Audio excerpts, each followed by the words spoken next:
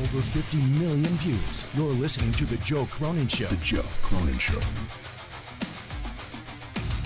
The Joe Cronin Show. I hope you hang your mother. The Joe Cronin Show. Tonight, it's time for some out of nowhere. Who's John Cena's wrestling opponent going to be at WrestleMania? Wrestling opponent. Let's see. It may be some other kind of opponent. I don't know. I don't know what's going to happen tonight on Out of Nowhere. But I know that Connor from Kayfabe is here. Jake DeMarco is here. I'm here. You're here. So let's do this.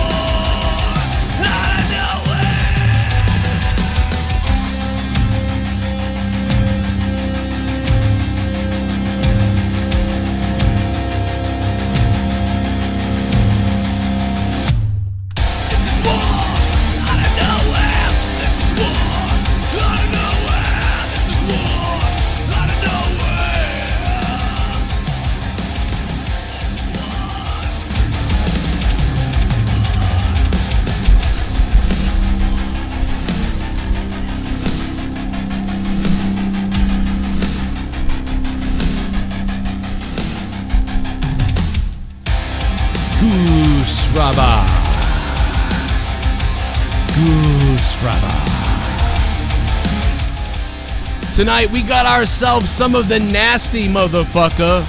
The nastiest of the nasty. And when I say the nastiest of the nasty, you know I'm talking about the good old cranberry wine. That is wine with the cran infused into it. It doesn't get any better than that. It doesn't get any harder than that. And it doesn't get any longer than that. How's everybody in the chat doing, man? So looks like maybe the notification didn't go out.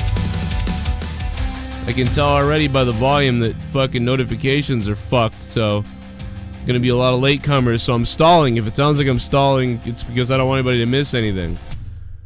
Hey Jake, why don't you eat a banana, you fat piece of lazy shit? Yeah, keep looking at the camera like that. Hey, you have a wife and a kid. You have a wife and a kid, Jake. Oh, I muted you. Pile of bananas behind you? They're starting to mount up. Yeah, this is what you do. I finally found the other one behind the couch. What's going on? You piece of shit ape. We got Connor and Joe here. We're ready to rock. Fastlane Sunday, and no one gives a fuck. That's what's up. Yeah, this is just get to Mania time. Like, this is too many things before Mania is what this is. Yeah, jam-pack it all in. Matches. They announced like 4 matches like on Raw and SmackDown this week. It's like, Jesus. They announced a few of them off air.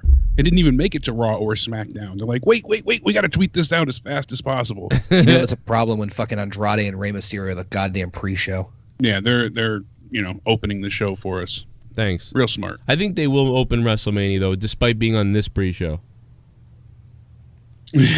More than likely. I mean, not really, but like, let's hope. I think it'll happen. Really? Yeah, because I think it's going to be a stipulation type thing though for them. I think Vince knows too. I think Vince knows, like, these guys have been exciting. Let's have them open up Mania. I mean, if you're smart, I would think that that's how you would go. Even though I don't agree with the Charlotte thing. I mean, Vince pretty much knows lately what he's doing, it seems, to some extent. I hate to admit it, but I mean, holding off on Kofi. Roman's that's coming back, not throwing him into the main event. Well, Vince knows what I mean. Like, we know Vince knows. He just can't help himself sometimes. But we know that Vince knows what he's doing because he just doesn't care. He's the same he's guy. Not going to listen to any other input. Yeah, but the same guy that okayed all the dumbest shit ever and came up with dumbass shit is still the guy that also okayed all the greatest shit ever. Yeah, some of the greatest things. As long as he's not dealing with NXT talent, I think he's got it all right.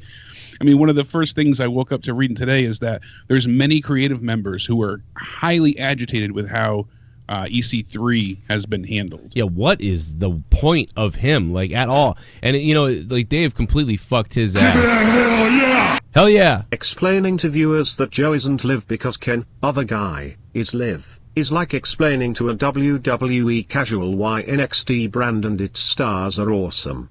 Chtromny 206 versus Chtromkt 203. This is war, declared by Jerry Orgasmo, and truly came from out of nowhere. Out of nowhere, baby. Yo, the Goon. What's up, Goon? I love you, buddy. What's up, Goon? Mwah, to the motherfucking Goon. I go live. I mean, I would have been live at 11 if I could have been, but we were just running late. My daughter threw up tonight. I had done all this stuff. I took the car in to get inspected and all this stuff, hoping that it was about $300 of work.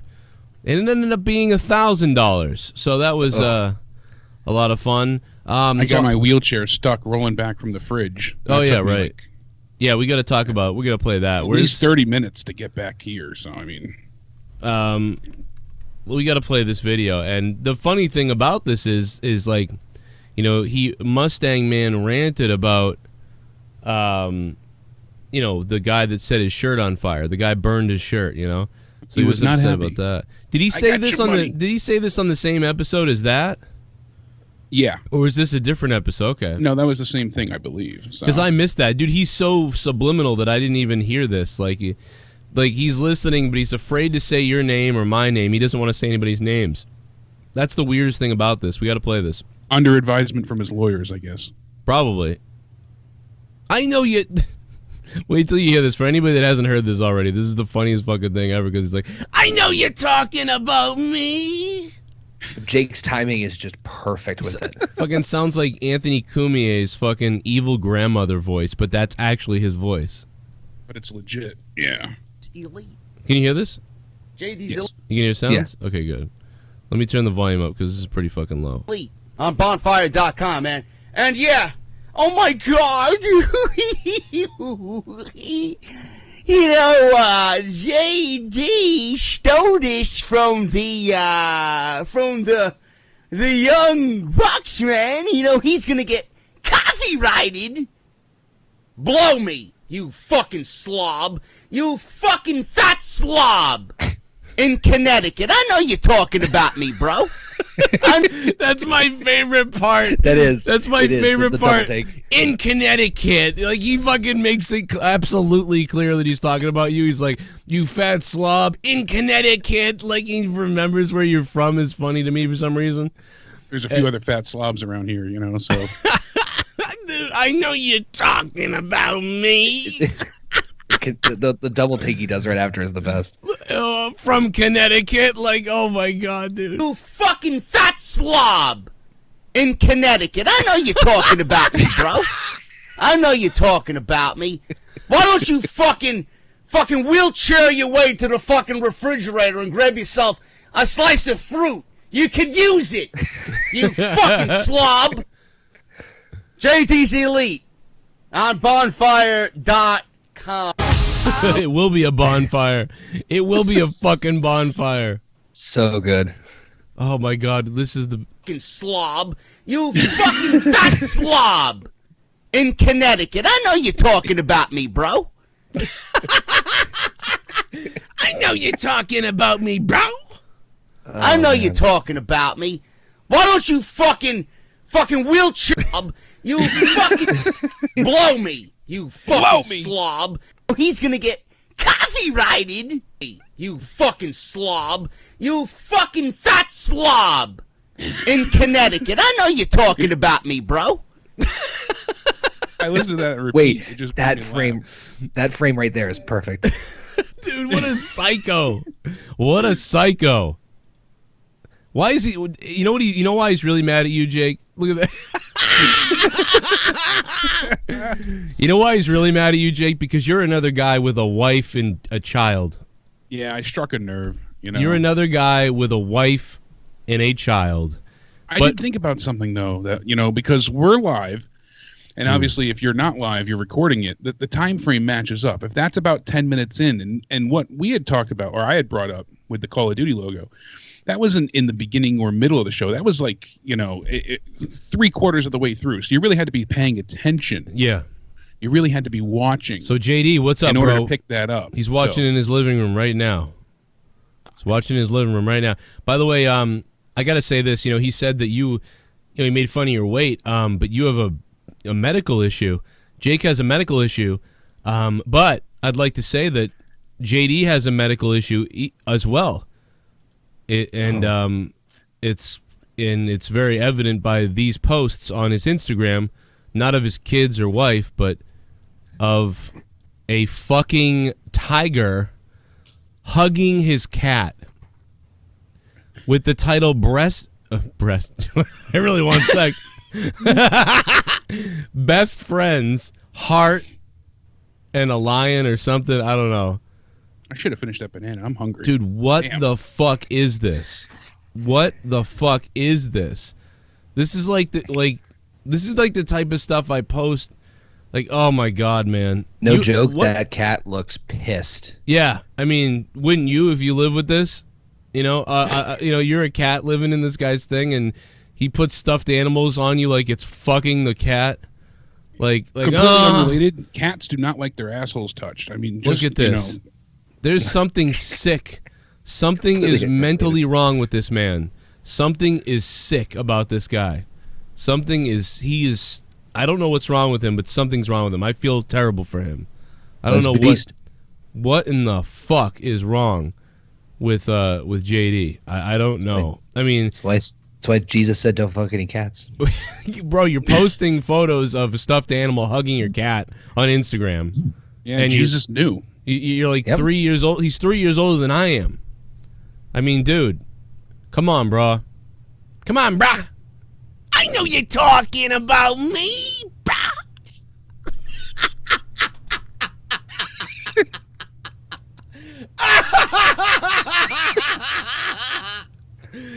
I know you're talking about me, bro. In Connecticut. I think I'll put Jake's photo on my Instagram. In Connecticut. It's me. You should see what I can do with an apple. You want me to melt in your ass? 203. That's right. Jake, I want to melt in your ass, motherfucker. In Connecticut. Yeah, you from Connecticut? You want to get a hotel room with me? No, because you were from Toronto. It's like, I'm from Jesus, Toronto. that ruined everything. I'm from Toronto. Yeah. You want to get a nice wet hotel room with me? Seriously though, I really Well, you had to specify fat this fuck. shit got weird really quick. I know you've been talking about me fat fuck. Could be Ken, could be Tommy. It could be me. I mean, Jesus. Well, he made sure to say Connecticut, so he knew, like... Yeah, you had to specify. I better specify this, or they're going to think it's somebody else. It could be Tommy. It could be... There's a lot of fat fucks here. I'm getting there, too. I'm like at 218 right now, so I got to watch myself. Oh, I'm bigger than you for sure. So I'm the everybody lightest. In our community, the awful word, but everybody around made me laugh my ass off today. But I really got to give Callum Keith a huge, nod, wink, and shout out. Why, he sent you a pic? No, he just went above and beyond, and it just sent me something really nice, and I just wanted to say thank you. So, Jesus, yeah, sexy bastards. I mean, there you go. Anyway, I thought it would be funny to show that because it's very bizarre. I gotta get more bananas, Joe. You want me? Yeah, you should eat some more bananas. More potassium. I'm trying to think of like anybody else that tweets out or constantly brings up that they have a Mustang, and then posts photos of their stuffed animal humping their animal. I'm trying to think, like, is there ever been anybody? I don't know. I would hope that would be a short list. I don't think that will ever happen again if it does. Yeah, and it's like, I've got my beverage, my kitty cat. I've got my stuffed animal. And, bro, I got everything I need right there. Fucking know what the fuck he does. Anyway, let's talk wrestling, I guess. Let's beast. But that was funny. That was a good video. The biggest Great thing video. today, I mean, obviously we know that Tommaso Ciampa's going in for surgery. And that's kind of what kicked this into drive, because I'm literally an expert on, cervical fusions. And my God, my heart broke this morning when I heard, because originally the first report last night that I had seen said that he's taking time off until TakeOver before Mania, New York. And then this morning it was said and confirmed by WWE that he needs interior cervical discectomy and fusion. So ACDF surgery is absolutely no joke. He's going to be in a neck brace for, it varies with every case. Obviously, everyone's different, but he will be in a neck brace following surgery. Can't believe You're in the that. hospital usually anywhere from 2 to 6 days in the ICU. And then further recovery happens about 4 to 6 weeks out. For me, I had to learn to walk again, and I wasn't steady for probably about 4 months on my feet. I still have the cane. Now, this happened to you. This happened to you, what, 5 years ago now? Roughly 8 years at this point. Is it really? You've been listening to me that long? I've been listening since you did SummerSlam. Yeah, 2013. Well, because when did you start listening to me when you got some kind of... When I had the infection when I was in the hospital. Yeah, right. I had a severe staph infection that I almost died from. Well, because to this day... I was in the hospital for 90 days straight, and then I got home for, I think, 6 or 7 days, and I was back in for another 40. So... Fuck.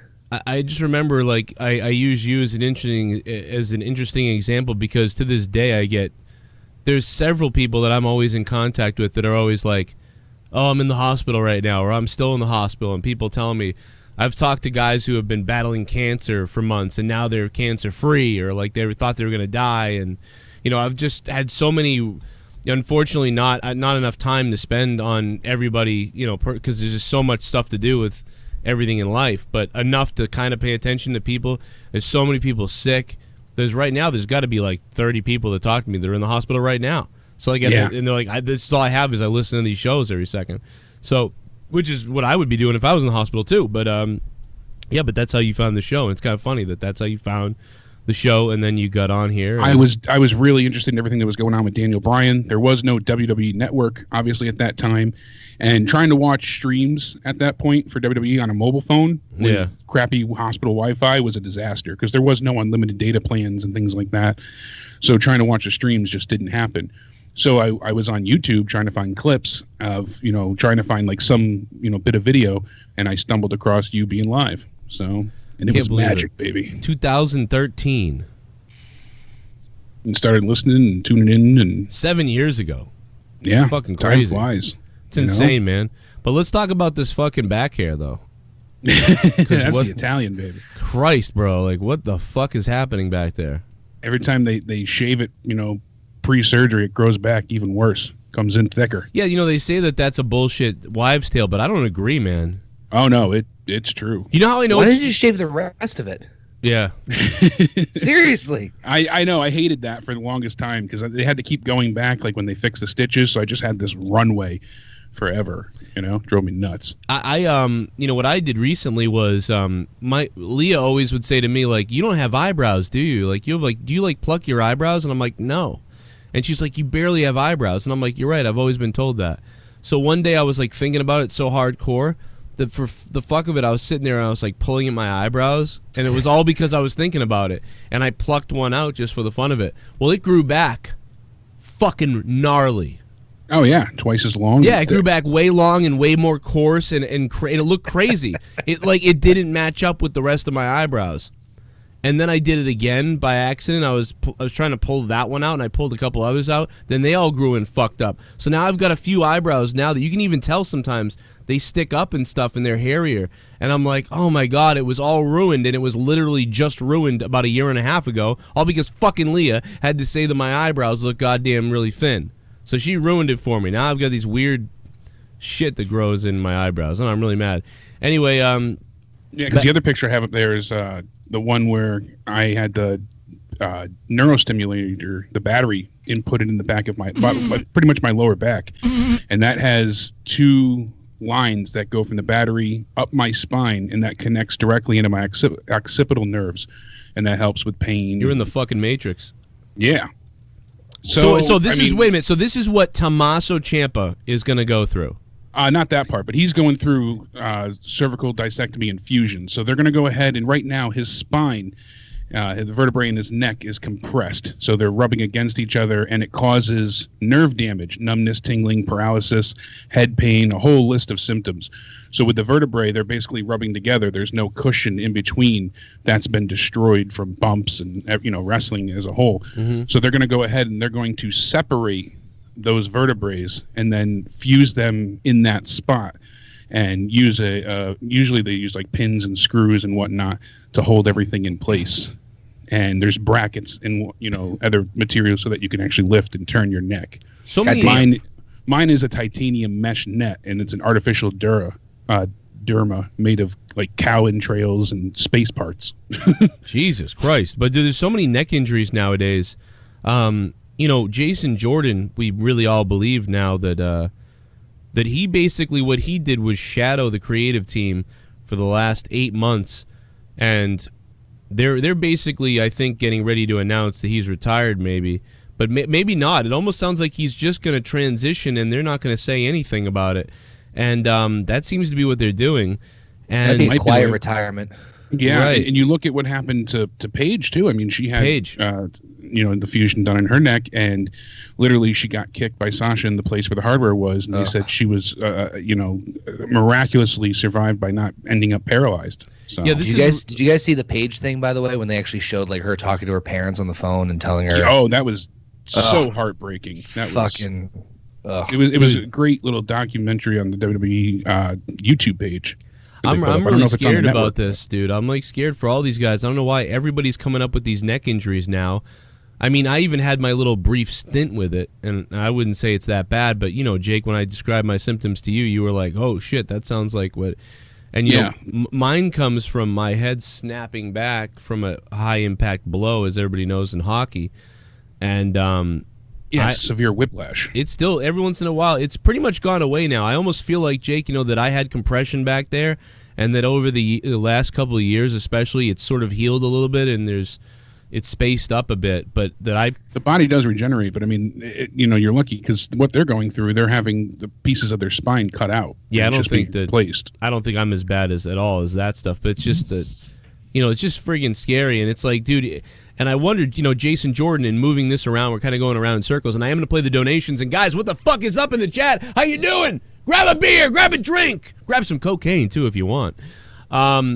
And also, guys, we need you to sign up on Patreon, all right? We got to keep this fucking channel going and the show going. But not only that, there's the most content ever on Patreon. Patreon.com/Joe Cronin Show on a Patreon. Download the app, do whatever you want. You're going to get 30 hours of bonus content, all right, for $5. You get about 35 hours and more for $10 a month. $5 a month, even $2 a month. Do whatever you can. Not only are you supporting the show, you're going to keep the show going, but you're going to get a ton of content and a bunch of shows. You got to check it out. We could use the signups. Some people dropped off. Some people had to drop off due to financial stuff, all kinds of shit. So we need some backers out there. Producer credit is at the $25 mark if you want to jump in on the producer credit and go above and beyond to cover for a lot of the people that can't afford to do even $1. Feel free to do that. Otherwise, you can donate live, whatever. There's my ad. Dustin Starr is going to be on the show in a little while. We're going to be having Dustin Starr here to talk about some big news down in Memphis, Tennessee, in Jerry Lawler land. So if you guys in the chat, anybody from Memphis, get ready. It's got to do with your area. So and really everybody, because we can all get access to it. But Warrior's wife, Dana Warrior, is now sort of doing this whole intern creative team thing, and to me it reminds me a lot of what they did with Jason Jordan. They had him shadow, then they had him train, and now it seems like he is an agent. It seems at this point he is an agent, and or he's going, or at least he's about to be. And Dana Warrior is going to kind of do this whole paid internship, and then potentially if she likes it and does okay with it, she'll move forward in a pseudo creative role, where she gives idea. I think she's kind of going to be an idea person for the women, but I don't think anything beyond that. I just like that they're giving her a job. What? Oh, I think you're muted, Jake, or I'm muted. Yeah, it is. It's beneficial that she went ahead and, at least is being included, and it's good for her and the family. So I like that her kids are taken care of. Yeah. Connor, what did you think about? See, my mind's bouncing all over. I can't get organized right now. There's so many different things to talk about. Let me put it to you this way. Let me start back with Tommaso Ciampa, then we'll move on to the other stuff. Yeah. What are we gonna do here for the NXT takeover here? No Tommaso Ciampa. It seems like Adam Cole.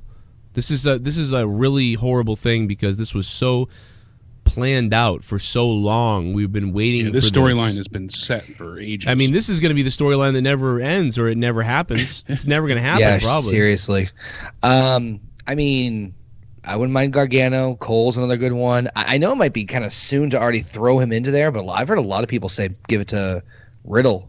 Let Matt Riddle challenge for the belt. Maybe not even win it, but have him against Gargano at the TakeOver. Yeah, and he just went and challenged, essentially, Velveteen Dream tonight, so that's not a terrible idea, but I don't know. I feel like it's too soon for him as well. I agree, but he's over as fuck. He is extremely over, bro. But I can't tell if he's going to be awesome or annoying you know what I mean. I think he's going to be awesome at NXT and annoying on the main roster. That's I agree there. Why are you guys booing me, bro?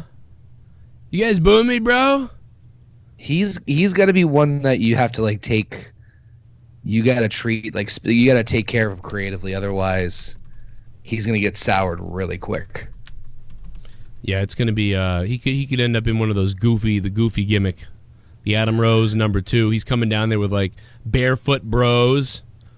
5 dudes with no Yo, I'm going to be bringing my barefoot bros with me, dude. Oh my god, dude. He's got the MMA background, so hopefully they take him a little more seriously. But I don't know. It does worry me about this. I'm worried about everybody from fucking NXT going to the main roster because the last 6 got called up so well before. So yay! Yeah, every time someone comes up, it's like, oh fuck, shit bum. What was everyone's very first PPV/show that got you hooked on wrestling? Wow. My first glimpse was the night Undertaker walked out on that 1999 episode of SmackDown. Rambo Mode 2092. Rambo Mode 92. Undertaker was the introduction for a lot of people.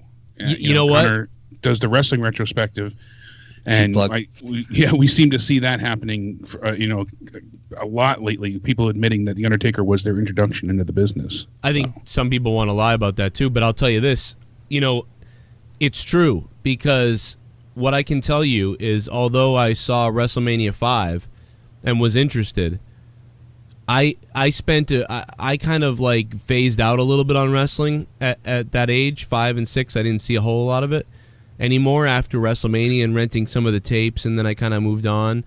But what reintroduced me to wrestling, that got me to remember, oh yeah, this was awesome a couple years ago, was Undertaker. I saw Paul Bear, actually. It's not the Undertaker, it's Paul Bear. He was on Superstars on Saturday morning, and I think it was 1991. And I had kind of watched all the WrestleMania tapes, and I'd been through them all already, probably 5 of them or something, 5 or 6 of them at the local video store, and maybe a couple Survivor Series and SummerSlams. But when I had stopped watching them because I'd seen them so many times and whatever, I realized there was a weekly show, and that was the thing that made me realize there was weekly wrestling. It wasn't just, go down the video store and WrestleMania's on VHS. I was like, what is this? And I realized it was WWF, and Paul Bear was doing the fucking goofy shit. And I was like, what is this? And that got me into watching Superstars every week. So, but if he said first memory of a pay-per-view, is that what he said? Or did he just say first memory? Just pay-per-view or I think he did say pay-per-view, but he brought up SmackDown. Well, because from his era, from 1999, there was pay-per-view, but from, in 1986, when I was, in 1987 and 8, when I was 5, I wasn't thinking pay-per-view. I was more like, for me, so that's what you have to understand. My first memory is I went to the video store and I saw, Hulk Hogan and Macho Man's faces looking at each other and all this muscle guys, and I was like, what is this? Is this He-Man? And so I I grabbed the VHS and rented it. My mother let me rent it. which who knows if she knew. My mom didn't even know what it was. It could have been fucking like Arnold, like muscle guy porn or something. But so I went to this beaded curtain and look what I found, Mom. I don't know. It looked very the homo. floor was sticky. It was homoerotic looking. Those covers were homoerotic looking. So that's my first memory is the VHS is in the store. Hey, Mom, can I rent this? And then being like, what is this? And then kind of eventually sort of getting into it and watching them repetitively. Oh, now let me rent the other ones that look like this. And there's probably 8 or 9 or 10 videos total. And I rented them all. And then, like I said, a year and a half or so later, I saw it on TV and then became hooked on TV. And that's it, man. There you go. 1987. I watched wrestling, but I didn't become obsessed with it, like, a diehard fan. I want to say King of the Ring 96 was like the turning point where that was what consumed me. That was my full-out interest. It went from like Power Rangers to wrestling, like all in all. I had always that watched was huge in the Rangers. Me too. I know that skipped by Joe. It skipped by me. I saw Power Rangers. You were like 2 years too old for that. I was like, what is this crap, dude? Ninja Turtles. What is this? I enjoyed the Ninja Turtles. I really liked them growing up, but I was just at the cusp of where like Power Rangers was the perfect timing. So how old are you, Jake? How old are you again? 31. Yeah, that's why. And Connie, you're about the same, right? Yeah, I'll be 32 in June. Yeah, I'm the old guy. So. I'm the old guy who kind of remembers the 80s. Barely. Barely. But I'm not really. I'm a 90s guy, but it's just like I have that little bit of... You know what's great about us, too, is we're all the younger kids must get sick of listening to us because, especially me at my age, like, but we all did, really. Connor still got this, and we got to see these things develop. And I know that, Connor, you didn't watch back then, but I got to see these things develop because Monday Night Raw was launched in 93. So by then I was looking for any WWF I could find. And right as I'm looking everywhere for it and kind of like, oh, it's every week and once in a while, I rent another VHS, and once in a while we rent a pay-per-view and things like that.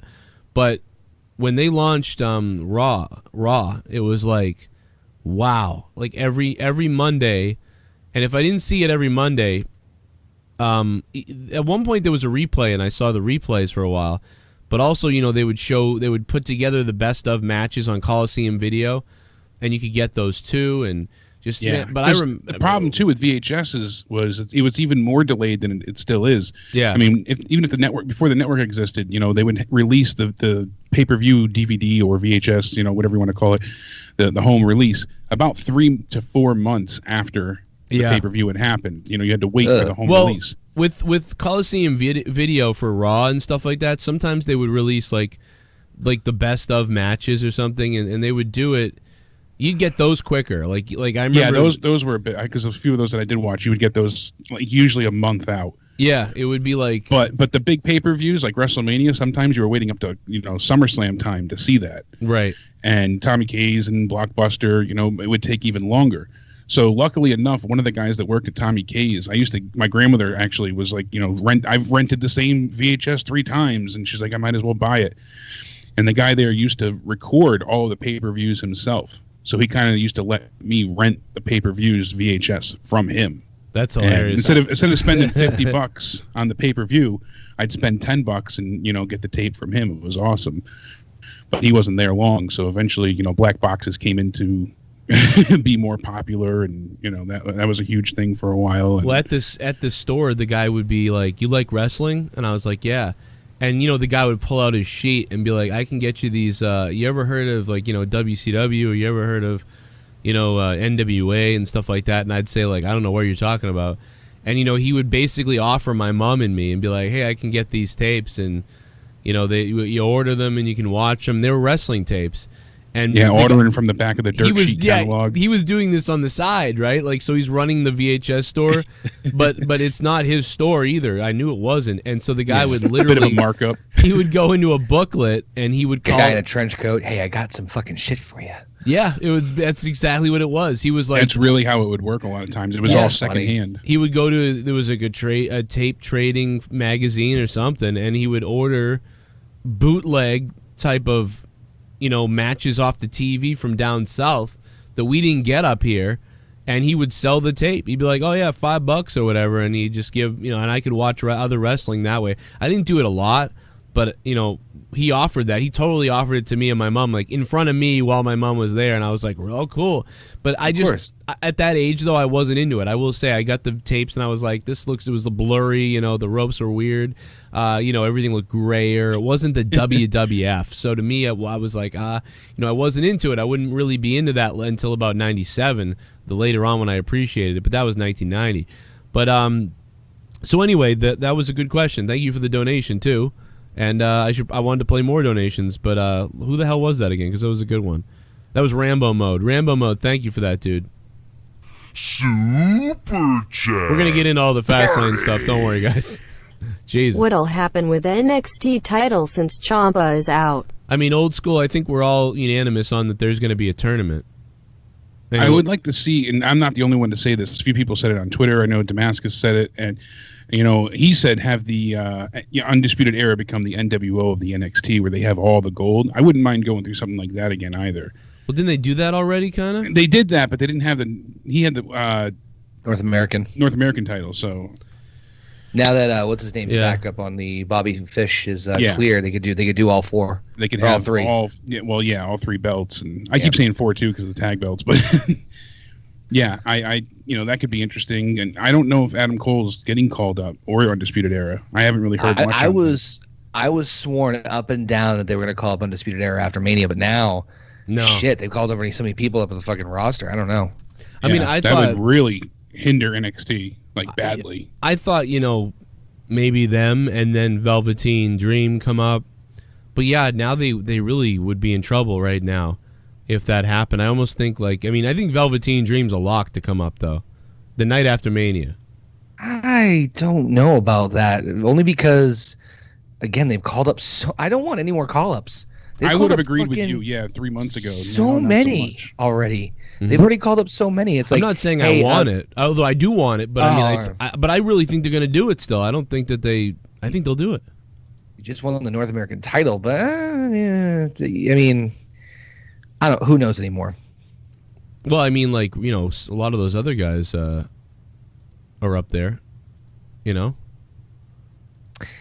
True. I get worried about all of them. They've got a belt too, man. Yeah. It's just there's a lot to consider, and I'm curious how deep the Gargano Ciampa storyline was going to go past Takeover. Like, where it's just going to, you know, they be done with it, where. I'm curious if we'll ever get to hear what their plans were. So, because that would affect everything else that they're going to have to effectively change as well.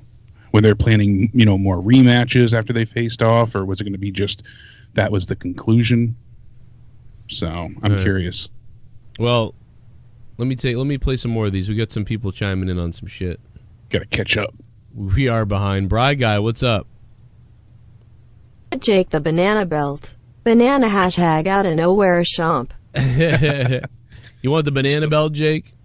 I got my out of nowhere championship, baby. Oh man, still ready to be defended. Hey, how many bananas can you fit in your ass? No lube or lube. Hey, either way you go. Are they mashed? Is it pureed or are they whole? I want them all munched up. I want them all just. I mean, there's a lot of options here. Dude, I want them all mangled and munched up. Well, I'd say nasty. A whole bunch then. I'm going to put the number up on the screen. In a few minutes, we will take calls. Not yet. Tally me banana. Super chat. Super chat. This she is bananas banana. Mike Literis. This Mike shit Litoris. is bananas. BANANAS. Super chat. Super chat. Joe hope daughter is better. Keep kayfabe alive. Oh, thanks, the Goon. She is fine. She puked and then she was fine after that. It was scary. I was eating my food though. We're eating and then bleh. Eat that. Yeah, that's the worst. I knew it was gonna happen to me though, because all my friends were like, "My daughter just puked," and it hasn't happened to me yet. I'm like, "It's happening." My fucking family had it last weekend. See? Gook the Humpster Broski. Mustang Boy is a fucking cloud chaser. He has been since day one. That's true. He's fed off Joe's subs since day one. Now that Joe doesn't go live advertising his brand anymore, note he has to resort to stirring shit to get more attention. Go fuck yourself, prick. Well, the weird, he knows what he's doing because he talks about me constantly without mentioning my name, and he knows it will get back to me, so then I'll say his name. So he's found a way to still get advertised, and that's the goal of him. That's how sick and weird he is. Give me a hell yeah! I get it. Jake and Joe, you guys are like peanut butter and jelly. You're just too damn good. Oh, pumped for the show, guys. Keep it up. Cole Zeller, man, thank you so much, dude. I love Connor and Jake, man. We fuck. Connor, it's peanut butter jelly and anthrax, baby. Delicious. Yeah, you gotta add Hell Connor. yeah. I really like anthrax, right? We could do a hell of a non-wrestling show. That's the crazy thing. That's how I know, like, you guys are like my goddamn brothers, dude. Let's just go out and, you know what, let's leave our wives and let's go hire some hookers. Fist me, daddy. JD Fromney 206 is a closet furry. Can you imagine? It makes perfect sense. Oh my god, it all makes sense. Tiger love. Oh, Super chat. sick fuck. Party. I'm here because of a Connor post. LOL. Spaz Phoenix. Oh, what's up, Spaz? up, Spaz Spaz? usually on over on my channel. Oh, look at that. See, Connor's bringing the people over here now too. It's crazy. Spaz, thank you for the donation, man. Love you, Spaz. Speaking of, I'm just kidding. I got this wine and cran. Look at this. This is the cran and the wine, bro. I might get fucked up. Oh, dude, I smoked so much last night, I got fucked. What? Yeah, what did you Everything smoke? was in slow motion. Yeah, dude, shit was moving. Like, I'm not. So. Oh god, it's so weird. Party. I'll tell you in a minute. Okay, YFABE is a sexy beast. Hell yeah. God damn, Spaz Phoenix thinks you're a sexy beast. Is this who is this really? I wonder. Spaz usually chimes in over on. Oh my god, dude! Live streams. Max Hardcore in the chat room. JD probably dresses up like Lion O from Thundercats. Oh! You know, it's only going to be a matter of time by the end of the evening that someone's going to Photoshop that on Twitter. Yeah, we're gonna see Photoshop Thundercats JD on Twitter. I want to see that. No. Oh man, that's really messed up. Beast, beast. Thundercats. You know, one of the things that's really cool is I noticed we were talking about back in the 80s and 90s. I could tell by the chat everybody was saying how old they are, and one of the things I noticed about the audience, and I noticed this I can look up the YouTube numbers too. The diverse audience here is insane. You know, a lot of people make the joke with some YouTubers like your audience is all kids or whatever. This audience isn't. My average age of my audience is 28. And it's like there's a lot of 40-something-year-olds and 50-year-olds and 30-year-olds for sure, and late 20s, early 20s. There's just the mix of people here is unbelievable. It's so scattered. It's kind of amazing. If you know, Grimm's Toy Show asked that question in his chat, like it's going to be predominantly teens and young 20s and stuff. You know, he still has older people too, but it's just like funny how the years go. JD has a lot of people in their 20s, like not much beyond and before. It's very weird how this audience here watching right now in the chat is just kind of all over the place. Average age is 28 though, but yeah, but wrestling didn't come into, realization until Call of Duty went downhill. So yeah, when Call of Duty went downhill and you weren't getting views, hey man, I've been a wrestling fan forever. But to be honest, we got to play some more calls, and then we'll take calls. Play some more donations, and we'll take calls, guys. 339-226-6610. The number's on the screen. Roman Reigns. Gotta pay the bills. We're paying the bills. I wanna see you naked. Give me that Superman punch in my rectum. Give me that Superman punch in my rectum. I don't care if your whole fist goes up my asshole. Roman Reigns. This song needs to close FASTLANE. Roman Reigns. Hey Joe, Jake and Connor from okay, fuck, if I keep doing this I'm going to kill myself with cat piss cave. Oh my god. I don't have a wrestling question but just wanted to say the Shield sucks, and guys, how big? Guys, how big? How big are we? What does that mean? Is he talking about like our cocks? Like, no, I'm like really confused.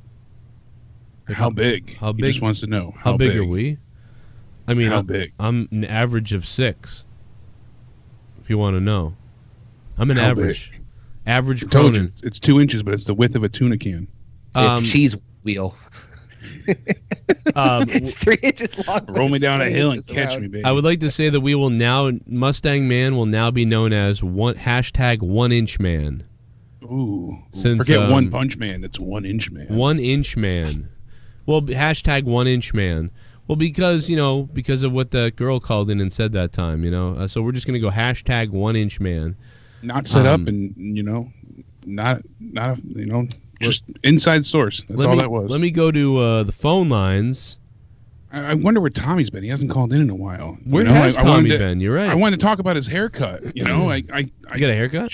He got a haircut. I showed Courtney the picture. She says, "Isn't that disrespectful to his barber?" I said, "I don't know. That's between him and his new guy." But wait, he shaved the whole thing off? No, he got a haircut. I was laughing because he put up on his Facebook. He put up a random picture and notice anything different? Come on, bro. And everybody, it's like his friends and family shitting all over him in the comments. Wow, They're like, really? Did you shave your nose hair? And did you what? Did you pluck an eyebrow? Like just the most random thing. I swear to God, he does it himself. Does it himself all the time. 912's on the phone. What's up, 912? Hey, Joe Cronin, how are you? How are you, man?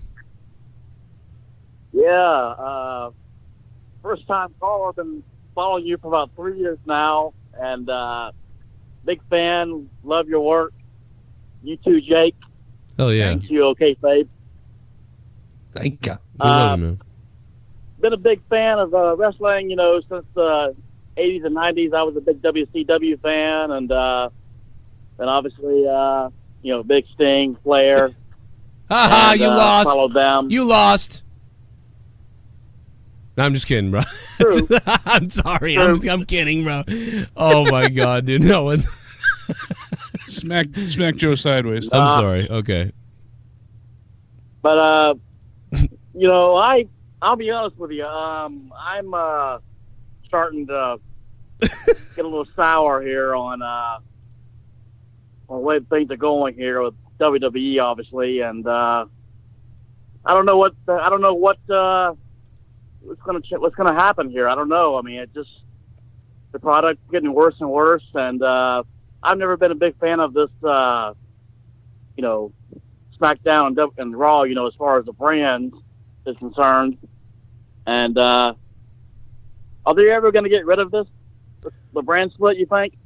I think we all believe that that's coming up. I think when that happens is what we're arguing about, but that was one of the things Bailey was talking about, not just pushing for intergender wrestling, but Mandy Rose was speaking on the benefits of the brand split coming to an end, and she made some great points. She said, why not mesh the brands more, especially with SmackDown going to Fox and the women's tag team being able to go to NXT. I know a few people, Glorious Eugene being one, said in the chat before, and I had heard this as well, but not to this extent, but I think it'd be certainly interesting, is that they want to kind of mesh the brands together, make NXT the official third brand, no longer the bastardized redheaded stepchild. They want to actually have it be the third brand, Raw, SmackDown, NXT, all in one, undertaking. And have some people go back during the draft kind of to NXT, and kind of mesh everything together. I think that would be a great idea. She said it would be awesome in general. The women are killing it. The men are really supporting the women backstage. They're breaking barriers. To have them, switch between brands would offer a breath of excitement. So it makes a lot of great points, but it would be nice to blur the brand lines more, I think. I want to say thank you to that guy, by the way, for listening for 3 years and calling up, man. I am sorry. I was joking. I just wanted to share. I mean, I'm a Northeast guy. We always hated WCW up here. So, it's just like, you got to rub it in when you can. Every now and again, it just comes up. Yeah. I used to be like that boring fucking. But now I really respect WCW. And I loved WCW for a while. And, WWE might not be here if not for WCW and what happened, because things were getting ugly. That was the thing, too, because I was watching it by myself. My friends would watch, Nitro, then Thunder when that came about, and I couldn't do it. I would, stick to Raw, and I was on my own for so long. And I want to say King of the Ring 99 was when it really, I think that was when Billy Gunn won, right? Was that the one that? Yeah. Okay. Edge won 2000. No, wait a minute. 99 was Billy Gunn won 2000. Okay, 2000 is when my friends really came around to WWF more so. Like everybody was around watching it, but it was a hard sell. Single push. They tried. Yeah, they tried, and then The Rock destroyed him in one promo. Yep. I'm an ass man, but my name is Billy. I love to fuck 'em. I love to suck 'em. I love to plow 'em. Such a great promo. My name is Billy. You fucking fat slob in Connecticut. I know you're talking about me, bro. Gotta make that a donation. Talking about me, bro. Surprised you haven't made Jesus a donation. Talking about me, bro. You fucking fat slob in Connecticut. I know you're talking about me, bro. Oh my god, dude! I needed this night so badly. I know you're talking about me. Oh my god, dude! We should. Oh my god, dude! I've replayed that so many times. I still can't believe this shit, man. It's like really fucking. Oh my god, it's comedy gold, and the guy burning his shirt like in fucking. JD stole this from the young Bucks, man. You know he's gonna get copyrighted. Blow me, you fucking slob. You fucking fat slob in Connecticut. I know you're talking about me, bro. I know you're talking about me. Why don't you fucking wheelchair your way to the fucking refrigerator and grab yourself a slice of fruit? You could use it, you fucking slob. JD's Elite on bonfire.com. It's funny that it's bonfire.com or whatever, and there's literally people burning his shirts. That's funny. Yeah, they're being burned in effigy, like I said, and that was brought up right after that clip ends. That is hilarious shit, dude. That is like some off-the-wall funny fucking stuff. Super chat. All right, it was 99. So. Oh, wow, really? Hey, Connor, can I talk about Naomi sucking here, too? I guess. Wow.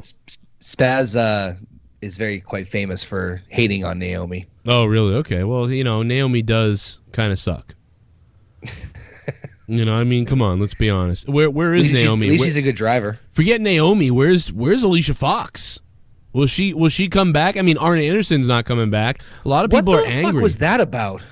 Well, I don't know. He let Why her... did they keep her and fire Arn? Yeah, it's like, okay, so someone shows up breaking the rules, and you fired the guy that, I guess... I mean, he broke the rules, too, by letting her compete. Arn's not had the greatest history with booze either. I don't know if you ever heard this story. So you know the whole Four Horsemen parody on WCW they did that the NWO did on the Horsemen when Arn retired. So Kevin Nash comes out with like the bad bald wig and all that shit, and Nash says Arn came up to him the next week and he goes, I talked to him about it before I did the thing, and Arn's like, yeah, no problem. And then we did it, and there was like a lot of heat on us, and Arn's like, you made me look like a drunk, and Kevin's like, I borrowed your cooler that you bring with you to every show. What the fuck do you want from me? Like, it's your beer. Right. It's your liquor. That's fucked up, dude. That's funny. Yeah, maybe Arn wanted her to be drunk, And if you know what I mean. Strong said that, he brought it up, so I just searched it.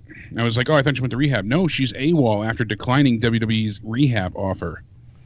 So she's gone AWOL? Is she hanging out with Lars Sullivan somewhere? She's gone AWOL, and Fightful reported that Fox has been, on thin ice before, but now she's really in trouble, and she completely refused rehab, and she's, she's on the lam, so... Maybe this is them being worried about her doing something dumb while employed, or even just after employed. So they're like keeping her for now to try to calm her down and take care of her, but then they'll fire her. Reason it's possible. I'm sorry, but I wanted to start off the show tonight with our favorite topic as of late, Lars Sullivan, because I've seen the same article today posted all over the place. It's not good news for Lars Sullivan in WWE. No shit. Apparently, they're done. They tried reaching out to him one more time. I heard this to one of the contacts I speak to. They said they made one final attempt to reach him over the weekend. And again, this is what I heard, so take it with a grain of salt. But this person's been correct many times before with things. So they reached out to Lars, still no return contact, and they're tired of waiting.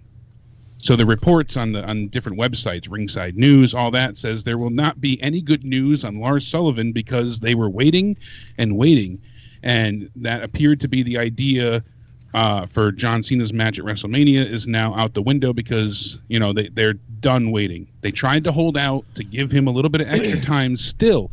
I mean, it's March 7th. You're talking 2 months now that he hasn't returned calls or given them any indication that he's coming back. I bet you their plan was to debut him and for him to win the United States Championship from R-Truth or somebody. Like instantly on the first night he gets a title match or leading up to a couple matches he gets a title match and he comes in and just beats him. He's the champ. Maybe he takes on Cena and now instead they put Samoa Joe in that role. That's why it seems so weird that Samoa Joe just wins his belt like this. Hey, I'm fine with that shit. And they said that they reworked R-Truth's comedy angle because he was going to do the U.S. Open Challenge. Like that was, they kind of had that set aside. Yeah. But they added in John Cena being his hero to throw that out there. And then everything that Samoa Joe said last night, I had said to you, it really seems like, we said this on the review last night, seems like, him and John Cena is going to be a lock just by the way that they're baiting John Cena with what Samoa Joe had to say. He hates Cena and he's, not about hustle, loyalty, and respect.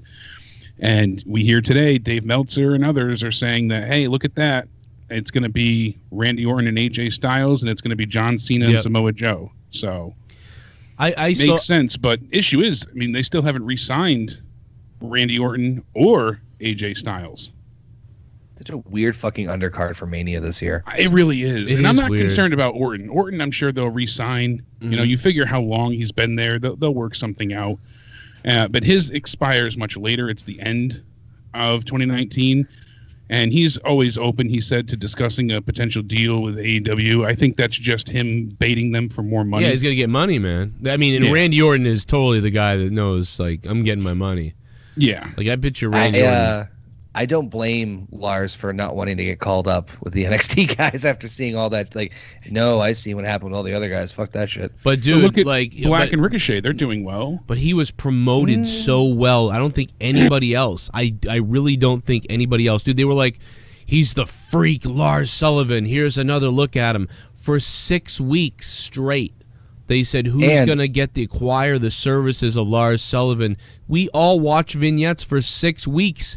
Remember that? They said that both brands wanted him and they were ready to fight to see, who would get to sign him. And they made such a big deal about his call-up. That was the most vignetted guy in recent ever history. Every single story that we heard that he was going to be a part of was going to be a pretty big deal. First, either the right-hand guy to Daniel Bryan feuding with Cena at Mania. It's they had some major plans for him, but it seemed like he was going to be going to SmackDown. He probably would have had the U.S. title, and he would have been with Daniel Bryan instead of Rowan, because Rowan was a really odd choice. So it makes sense that Rowan's not around. I don't know. There's so many things, but it's just I don't feel bad at this point. There's no reason why he couldn't have reached out and said, "Hey, look, I'm going through stuff. I'm still trying." A manager has to do this for you, and then to say that you're joining Scientology too, like Joe said last night, it's worrisome. The Scientology part, yeah, without a doubt. Oh my God! There's someone already tweeted the Thundercats thing. See, I knew it. I freaking knew it. It wasn't going to take that long. Oh, that's retweet worthy. I knew it would not take that long. I talked to Dustin Starr earlier today, so we're going to be playing that as well, and I'll be putting that up in a separate video later that you guys can also watch for the full talk and interview, and you can listen to it. So that it's funny because I played him the other day, and then this guy. I'm sorry, the Thundercats thing that broke me. I just saw it. I'm just dying at the guy with 0 Twitter followers and 0 following him. The tweet saying that, JD is more of a man than me. Why? He doesn't have a wife and kids. He talks about a Mustang and literally tweets a stuffed animal on Instagram with his cat. If that's more of a man, then good luck, bro. He's more of a midget than me, I'll tell you that. He's a fucking midget. He's like, seriously, he's like my like middle toe. My fucking middle toe, dude. I could rip my fucking toe off and I'll stand it up straight. And that right there is JD. I hate to keep talking about it, but it's like people keep bringing it up. It's just a well of just pure gold. You know, it is funny. That dude, that shit is fucking hilarious. I don't care who you are. If you can't laugh at that. Blow me, you fucking slob. You fucking fat slob. In Connecticut. I know you're talking about me, bro.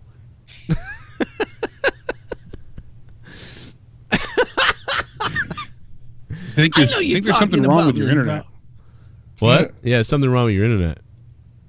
I'm about to kill it. Oh, wait. Oh, shit. Yes. Get the grand. Oh my God, I broke my face. Oh God, I broke my face. Oh, I think I'm. What the fuck is. What the fuck is. Oh my God. Oh my God, my face. Shit. Hello, Mayor Finton here. Hello. I have no relation to local YouTube sensation, Thomas, North Carolina 2010. We apologize to any outsiders trying to video chat with our local Hollywood celebrity. We promise to fix his internet. Hashtag cannot hear you, Tommy.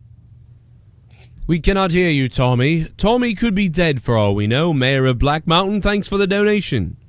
I think he's asleep because he hasn't responded to my Facebook at all. Usually he gets to it right away. J Bone, welcome to the Joe Cronin Show. Thanks for subbing, man. I appreciate it. We love you, and it's going to be a good time. Again, guys, make sure you check out my Patreon. We need more patrons. I mean, I'm not going to lie to you. Need more patrons, but you get 30 hours of bonus content, so it's a lot of shit. Patreon. Don't want to miss out on anything coming up. Party. A lot of shit.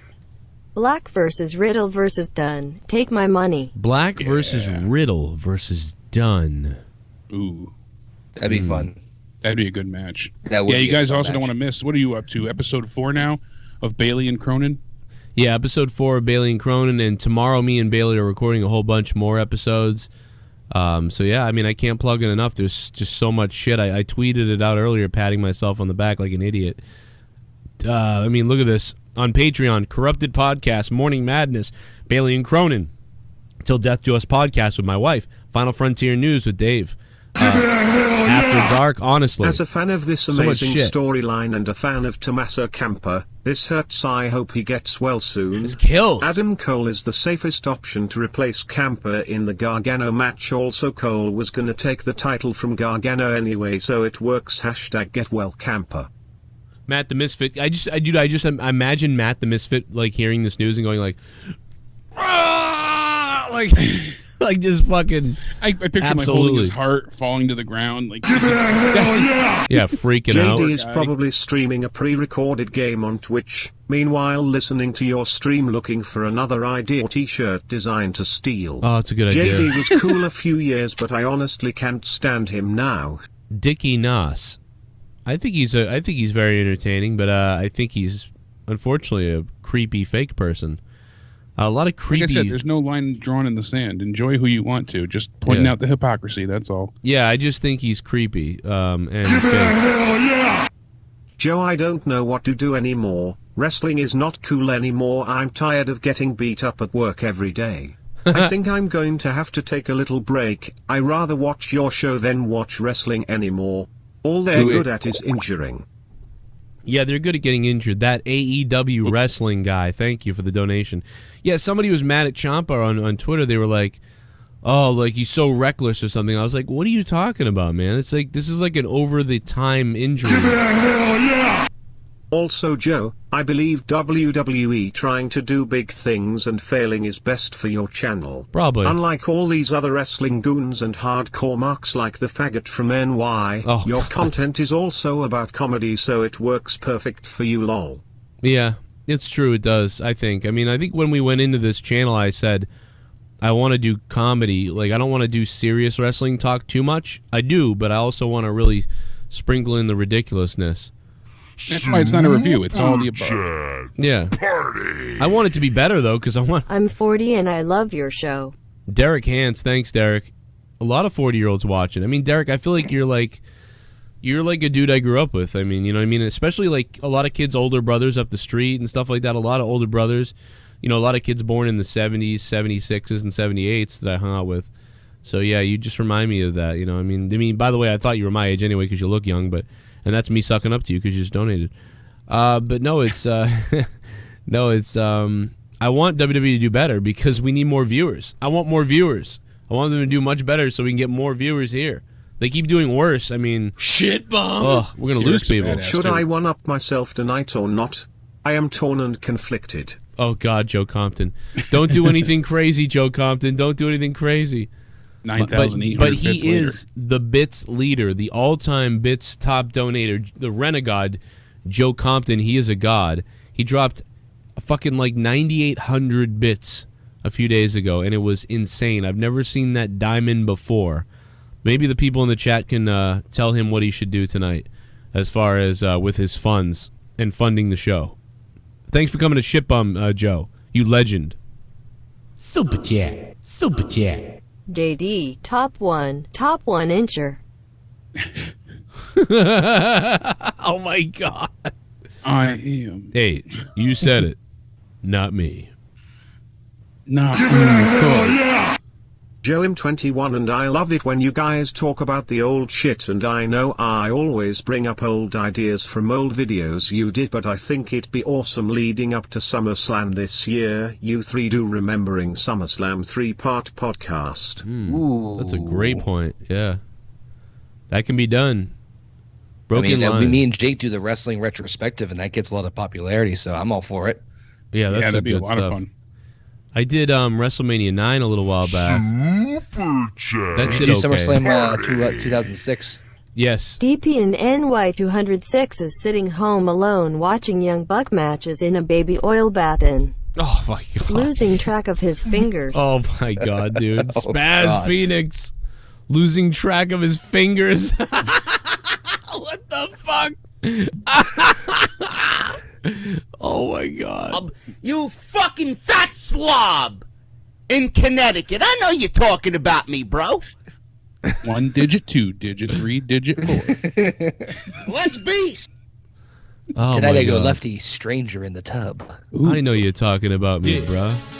Oh, yes. Oh, shit. Yes. What if the turkeys hate us? What if they filleted us? What if they killed us and ate our children? What if the turkeys ate us? What if they filleted us? If the turkeys ate us, if they had to hate us. Oh, Thanksgiving was a little bit different. Instead, the turkeys ate us. They gobbled us apart. But first they'd eat our nuts, and then they'd eat our butts. The turkeys ate us. What if the turkeys ate us? Tommy and C, what if the turkeys ate both you and motherfucking me? Yeah. Tommy NC, what up? Yeah, you dumb slut mutt. Yeah, I'm about to fuck you up. Yeah, here he is. He ain't never ever gonna have kids. He ain't never gonna have kids. Like JD, he's a bitch to me. Yeah, stare at me like that. Yeah, you sweaty. Hey Joe, what's up? I'm 28. I started watching again around the time Angle was inducted into Hall. Mix that with Shinsuke's interesting theme song and the Hardys' return, and you're sure why I put myself through it every week, but I do. Where's my gun? God damn.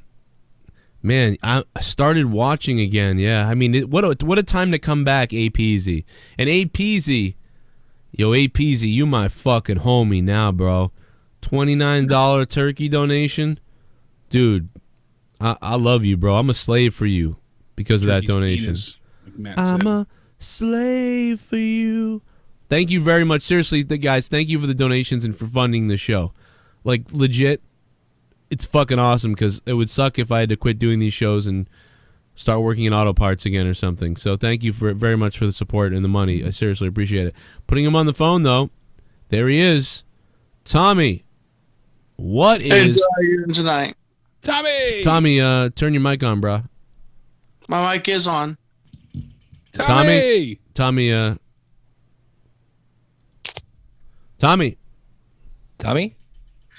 Are you seriously going to pull this on me?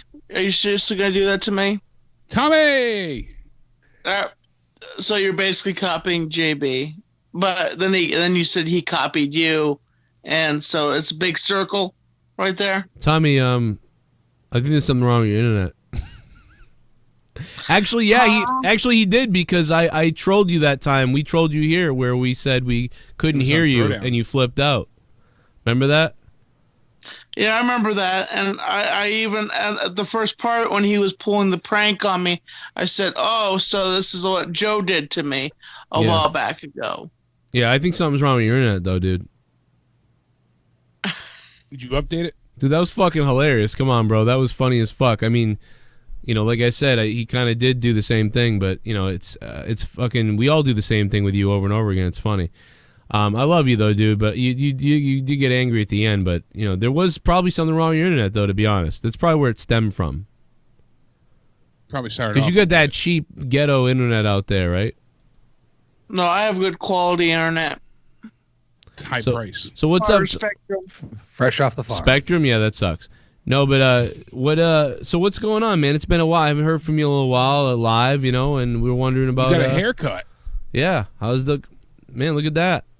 What'd you do? Activate the Ouija board and have someone use the scissors? Fuck you, Joe. Oh, my God. I can't believe it.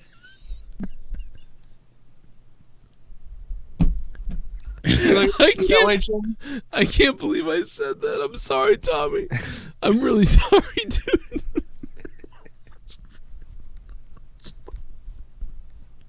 That was not funny. Oh, God, I'm sorry. You say it's not funny, but you're fucking laughing there. Oh, my God, dude, I'm so sorry. That was fucked up. That was so fucked up. At least you're not that slob that lives in Connecticut, Tommy. It's okay. Sorry. Yeah, did you hear what JD said about Jake, Tommy? No, I didn't hear what he said about Jake at all. So the other day, Jake was just saying how he kind of looks like he ripped off his logo from Call of Duty. Maybe he could be sued. Like, technically, I didn't even say him. I said his artist. His artist, yeah, not even him, but somebody. You know, they copied the stuff, and you know, he's already been in, you know, copying other images and stuff like that before. So then people were burning JD shirts, like actually burning them, and then he kind of overheard us. So then he commented about Jake this. From the young Roxman, you know, he's gonna get copyrighted. Blow me, you fucking slob. You fucking fat slob. In Connecticut. I know you're talking about me, bro. I know you're talking about me. Why don't you fucking wheelchair your way to the fucking refrigerator and grab yourself a slice of fruit? You could use it. You fucking slob. He was talking about Jake there. Wow. Pretty savage, huh? And Jake, I don't think you're even in a wheelchair. No. He does have medical problems, though. I lost my legs and now I'm tired. JD attacked a person with medical problems. So mean. It's so mean. I mean, I technically just attacked a by the way, a dead Joe, person. I just want to know that nice he has a family, and they'd be highly pissed if they knew that there were some of these jokes being placed about him. My friend that passed away. What are their names? I'm not going to give you their names because I don't want them to know anything about your community or any of your jokes that you've said about my friend or their son. Well, quite frankly, I never said the jokes. The fans did, and that was, I think that might have been one of the first times I ever really joked about it. But you know what I mean? It's not too soon anymore. No, I really do. That was fucked up. I am sorry about that. That wasn't cool. Tragedy plus time I was trying to think of a equals joke. Tommy. I was trying to think of a joke about your hair, and I couldn't. And that, I don't know why that. I don't know, man. I just had this weird idea of fucking Hamza like using the Ouija board, and he's like, "I feel him. All right, now he's telling me to go this way." Do you see me laughing, Joe? Tommy. It's tragedy plus time. I'll tell you, Tommy. I'm not kidding. I have problems dealing with tragedy. I have, I lost my dad at 8, and so I tend to joke about these things. It's not funny. I mean, we don't know him, so that's why it's more okay. But I do feel bad for you. It's fucked up, dude. If I lost somebody and you were on your channel being like, "Oh, is it gonna come back to life?" Like, and all this shit. I mean, dude, that would be fucked up. Like, I would not be happy. So, I'm a hypocrite, and this is fucked up. I said some fucked up stuff. I mean, this is fucked up. It really is. Like, it is fucked up. I'm just laughing about it because I don't want to think about the poor guy that died in his 30s that you knew who cut your hair. And you found a new barber. So. And the weird thing is, like, dude, this guy was so close to you, and I mean, I know some people that have let guys cut their pubes, but with him being that comfortable with you, it's like it's so much easier when you get it done by the barber because doing it. My barber was my good friend, and like the fact is that you Joe, you choose No Limit. I'm scared that what you would do if Hamza ever passed away. Like, I don't even know if I could even release a statement because I'd be afraid that you guys would mock his death if he ever died. Well, Tommy, look me in the eyes right now. If that ever happens, don't ever call back in. I will tell you that I don't believe Hamza can die. Like, I believe Hamza is immortal, and why I believe Hamza is immortal. I will tell you exactly why I think that Hamza is immortal, and I want to tell you that. We're all gonna die eventually. I'm gonna die. Dude. We're all gonna die. I don't think Hamza is. Listen to this. Everybody listen to this. This is Hamza's new rap song. No pennies, no pennies, no pennies. She got no pennies on, no pennies, no pennies, no pennies. She got no pennies on. Welcome to the club, no panties. You can bring cotton candy. You can bring your friends and her mom, but tell them leave the pennies at home on top of the dresser. We don't expect her to come in here and do no ho shit. We don't want no fucking love potion. But the rule number 1, 3, and 5 is no panties if you want to stay alive. No panties. No panties. Don't think I'm playing. Don't want no pennies in the room. Don't want no pennies in the room. Don't want no pennies in the room. Don't want no pennies in the room. If you got a nasty coochie, wear perfume, cause we don't want no panties in the room. If anybody sneaks some panties in, we gon' take them to court, and it's gon' be like, yo, it's on. We coming, motherfucking lawyers, a whole team of them running after you, trying to get the money for who? Brought them motherfucking panties like a fool. Motherfucker, you think we gon' drool over some shit like that? We don't want no panties, and that's a fact. How the fuck you expect me to react? No pennies, no pennies, no pennies. She got no pennies on, no pennies, no pennies. So that is Hamza, no panties. That is actually Hamza, right, Tommy? Yeah, that's Hamza. That's a side album from Funktaculous. It has not been put on for Funktaculous, really. But I've kind of regretted not involving his song in Funktaculous. So but, Hamza, like, this is a song about, like, he doesn't allow women to come hang out unless they come with no panties on, right? He was clearly inspired by 2 Live Crew, and their great late hit of "Pop That Coochie, Pop That Pussy." That he was just he was feeling it.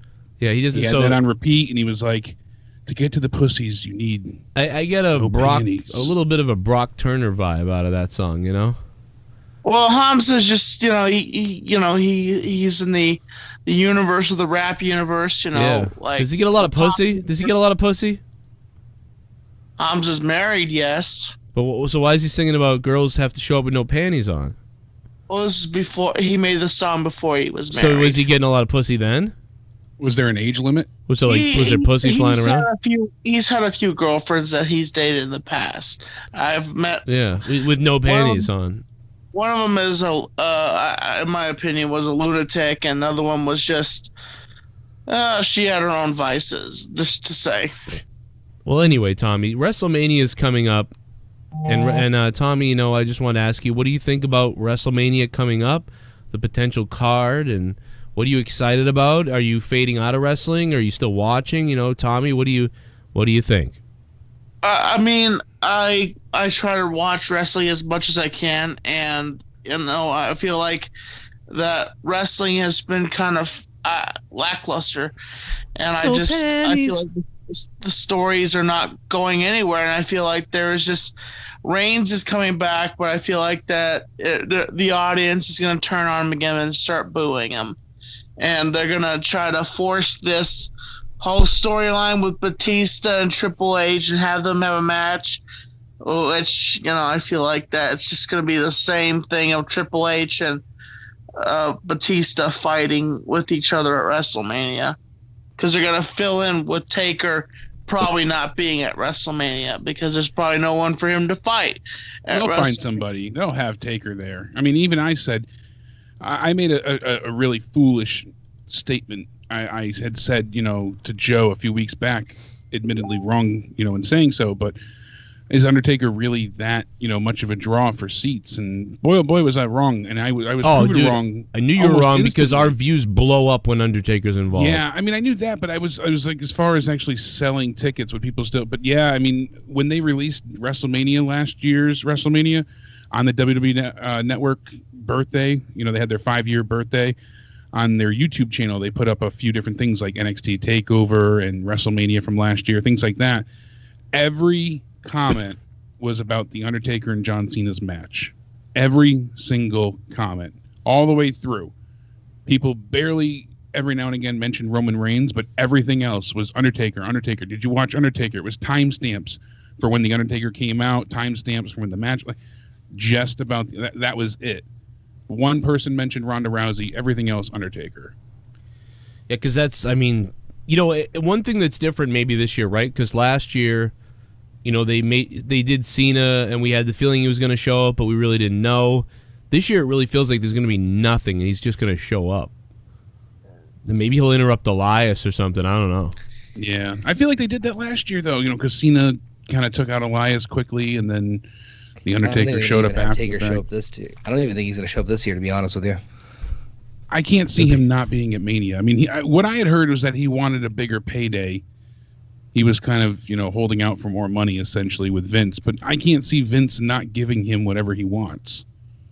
I mean, maybe not a match, but maybe like in a moment. Like, when Hogan came back at WrestleMania 21, he beat up Muhammad Hassan. Yeah. Something like that I could see. I could certainly see that happening. One thing I was kind of aggravated about was watching the whole tribute to Ric Flair and his whole birthday, and I was kind of aggravated that didn't Ric Flair and Hogan have a big rivalry? Didn't they ever work together and wrestle each other at some point when they were wrestling in the WWE? Didn't they have rivalries between each other? All the time. Then why was my question is why was Hogan not on television? To it just seems like WWE doesn't want to even push him sometimes to be on television anymore, and it's just and his whole entire situation is cleared up, and the black community doesn't really care. Oh, so, they still care. People are still very upset. He was brought in overseas when they went to Saudi. They're kind of tiptoeing with him. They're going extremely slow because even though it's kind of still old news, they're very gun shy, especially for sponsors and stuff like that. So they don't want to feature him in like a prominent role yet. That's why they had him at the Saudi Arabia show. That's why they had them in very small clip moments and highlight videos. They're slowly easing him back in. It's so that's sporadic. Yeah. Oh, but they'll bring him back just for a tribute for may he rest in peace. The late great Mean Gene Okerlund. Yeah, because I think he was protected in that aspect. Yeah, and you're not going to give him crap when And honestly, it was done very well. I'll be honest. I thought they did a great job with that. Yeah, I agree as well. But here's the thing. I'm gonna say about this whole entire situation with Hogan. He's not getting any younger. And I believe that we need one more Hogan moment, one at least match where he could step back in the ring, the WWE ring, and have one amazing moment before we lose another legend. I believe it. I mean, shit, him walking in the ring is a fucking amazing moment at this point in time. The way he's been going through all his back surgeries and shit. Yeah. Well, even Flair, I've heard rumors about Flair saying that, he can actually get back in the ring. He has been cleared by a doctor. No, I don't doubt that. Flair's a nut. Yeah. I don't see him doing any type of wrestling thing. Maybe he'll take a few more bumps, but minor stuff, very minor. I think he's going to be involved in the WrestleMania match. I think he'll get involved. You're right there, Tommy. I heard you saying "ow" and "ouch." Well, as you know, I did hit my ass the other day. I fell on my. You got your ass pounded, Tommy? Ha ha ha! No, what happened? I'm concerned. I got up really fast one day, ran to the door, and I grabbed the door. You slipped and busted. Boom, and my back. Well, it was like somebody took a sledgehammer to my back, and I was I've been kind of recovering from that day, but I'm still been in agony a little bit. Did you crack your tailbone or something? Jesus. I have no idea. I haven't been to a doctor really. I'm kind of nervous about going to the doctor and having him scan my back and see what it will look like. And plus, I'm not in the best health anyway. He would be like, "Well, Tommy, you're fat," and I'm like, "Yeah, I know I'm fat." Just make sure you don't have anything metallic when you go into the MRI machine. In your body. I don't think I have. No quarters left. It's a huge magnet, so that'd be bad. Ripping out of you. Well, I don't have any. I don't believe I've ever had anything fake inside of me. Really, I'm 100% real. Real man meat all the way, Tommy. I hear you there. So what else are you excited for Mania about? I mean, as far as WrestleMania, I don't know of any really matches that I'm interested to see, even after this next pay-per-view it's coming up, which I will watch it, just to see. Instead of going to Mania, Fastlane's, obviously the hot ticket Sunday. We have the Shield reuniting to take on Drew McIntyre, Baron Corbin, and Bobby Lashley. So the Legion of Doom taking on the Shield. Are you excited that the Shield's back together? No, because it's just another grenade. Wow. It's just because what's going to happen is Dean Ambrose is going to leave anyway after WrestleMania, so we just get to see the Shield one last time. Now, they are selling this as one last time, Tommy. You are right about that. They're saying this is the last hurrah for the Shield. But I've heard a lot recently, talks of them saying basically Roman's going to change Dean's mind. Roman said, "Don't worry, I'll take care of it." Whether that was kind of an underhanded, joke between them or whatnot, I'm not sure. But, that was confirmed to be said. As far as everything else goes, I mean, no, Dean hasn't re-signed yet. But I did find it, although WWE brought it up on air to say that Dean wouldn't be re-signing, I did find it a bit odd that they mentioned again that he wouldn't be continuing with the company, So when they do these kind of things, typically it evolves for a storyline purpose. They need to, make it seem somewhat natural. And the evolution of such continues usually with a benefit in mind. I feel that, honestly, we're going to see more from Dean. Even if it's just a year of him continuing his contract, I think that we'll get more out of him. That's the big thing is that they extended his contract. Go ahead, Tommy. I'm sorry. One of my things here about Dean Ambrose. Dean Ambrose, he's a very talented wrestler. He's a good mat wrestler, very good guy. But the thing is, WWE treats him like a joke. They gave him his own storyline, but really, I thought that the whole, they gave him a kind of a Bane kind of thing because they had sirens and he had the jacket, he had the gas mask and stuff like that. I feel like it really didn't go anywhere. I feel like that WWE kind of treats him like a joke, but they love Reigns. I'm glad that Reigns has recovered from his leukemia. I'm glad to see that he has recovered so quickly. I tell you what, we need to get whatever he came from intermission from his leukemia. We need to get what's his name? Is it Pat Sajak or am I? Because he just recently came out and said he had cancer. Oh, you mean Alex Trebek? Well, Alex Trebek. We need to put him on whatever Reigns was on. Well, I think it's a different form of a pill that can work towards the blood cancer that Roman has. I don't know what kind of cancer Trebek has. Alex I has have stage cancer. 4 pediatric. He has stage pancreatic. 4 Pediatric. pancreatic. Jesus. Yeah, pancreatic. Yeah. Oh, Stage he's 4 dead. Pancreatic. Courtney's uncle was like, "Yeah, he's got patriotic cancer." Oh my God, dude! Well, no, Alex Trebek's dead. I mean, that's it. It's Tommy, stage say 4. goodbye. That's sad. We're gonna lose Alex Trebek. He was a swindler, but we're gonna lose him. Seriously, he's dead. Stage 4 pancreatic cancer. I mean, if you get pancreatic cancer anyway, you're pretty much dead. That's one of the more lethal cancers. Yeah, you're fucked on patriotic. Jesus Christ! Now I'm doing. We're all doing it now. God damn it. Pancreatic cancer. Yeah. I think he passed away from pancreatic cancer, didn't he? Yeah, almost everybody does. I think it's 90% you're dead. Yeah, it has a very high fatality rate. So we do have a caller, Tommy. I'm going to let you go, Tommy. I look forward to this week. We're going to do another Honestly podcast. Okay. Oh, definitely. I can't wait for that. One of our subjects we were talking about, I can't wait to dive into, and many other subjects that I have inside of my head.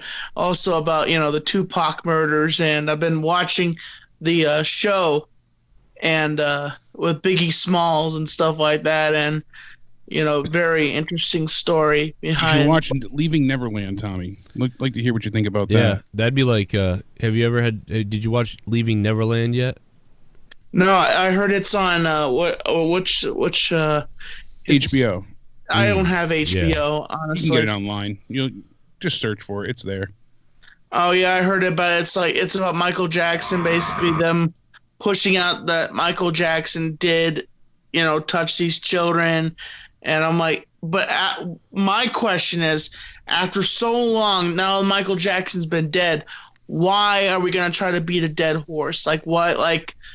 Do we so badly want to destroy the King of Pop? Maybe they had come out years ago and said that he had done it.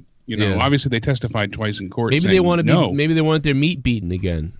But just beat they it. had come out about 5 or 6 years ago saying that he had done things. So Connor's listening. Is like, what the fuck?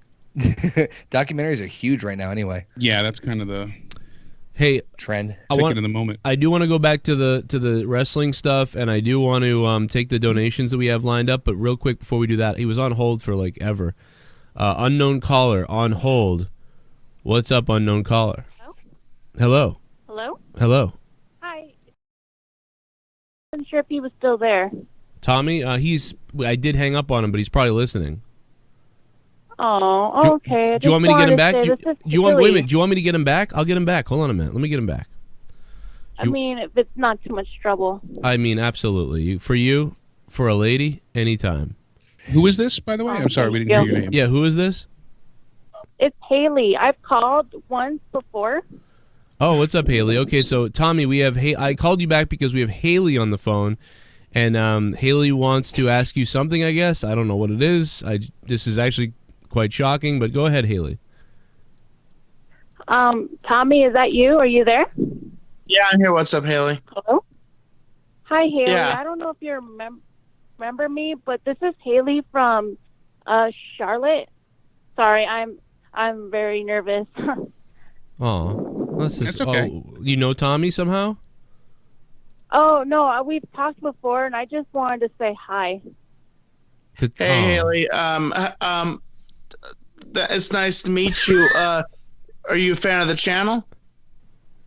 Yes, I am, and I just wanted to say hi, and I think you're awesome. Thank you so much. I really do appreciate that. You're so kind. And I appreciate you being a Tommy head. What was your favorite wrestler? I heard you guys talking about wrestling. I just want to know what your favorite wrestler is. One of my, I have to say, one of my favorite wrestlers would be Sting. I think that he is really unappreciated. One match I really wanted to see was Undertaker versus Sting. Because two legends. Oh, Undertaker's my favorite. Wow. So you're like, do you know my show more, or are you more of a fan of Tommy, or, what's up with that, Haley? You love Tommy? Just both. I watch it with my cousins and my brothers. I just wanted to say, hey, what's up? Okay, I didn't know if maybe you had a thing for Tommy, Oh yeah, I think he's nice. He's a nice guy. Oh, he's a nice guy. Oh, there we go. Maybe Tommy will have to take you out for dinner sometime. You have to go Dutch, of course, but. Oh. Well, I always I say to all my Tommy heads, all my fans, if any of them come through Black Mountain, just to send me a DM, and I would love to meet up and do like a meet and greet, autograph, dinner, or something like that. I say that to all my Tommy heads. And you're in Charlotte too, so she's not that far away. Yeah, so if you guys come through Black Mountain at any point, just shoot me a DM. And I would be willing to meet up with any of my fans. That's what I say on my channel. Hell yeah, Haley! Oh, okay. There you go, Haley, anything else? That'd be nice. Anything else you want to say, Haley, before I let you go? No, I just want to say, all right, thanks, guys. All right, Haley. Thank you. We love you. Great call. Thanks for holding on. Hell yeah. I appreciate it. Thanks, Haley. Wow, I am. Bye-bye. I was convinced 100% that at any time she was gonna say something horrific to Tommy. I kind of was thinking the same thing. I am shocked. I am shocked that was a straight up call. That was actually Haley. But when she said her name, I was like, oh, I do know her from the chat. So I was like, oh, it is somebody real.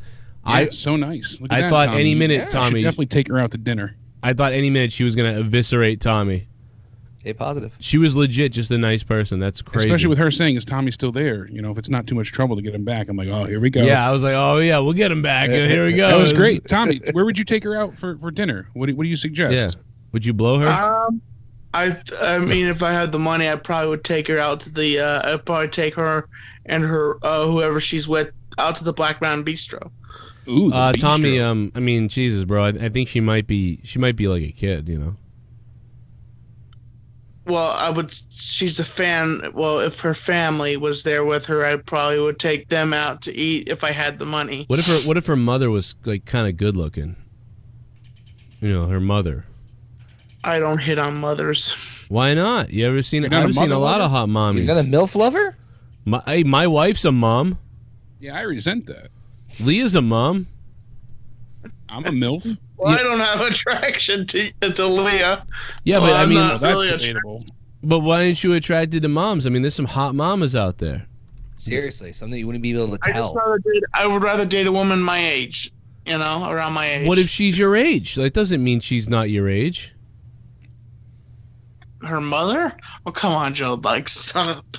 You don't know. If that girl's 10, her mom might be 28, Leah's a mom. Look at Leah.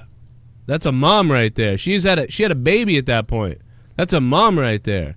Leah's a mommy right there. That's not bad. Leah's a mom right there. Take a look.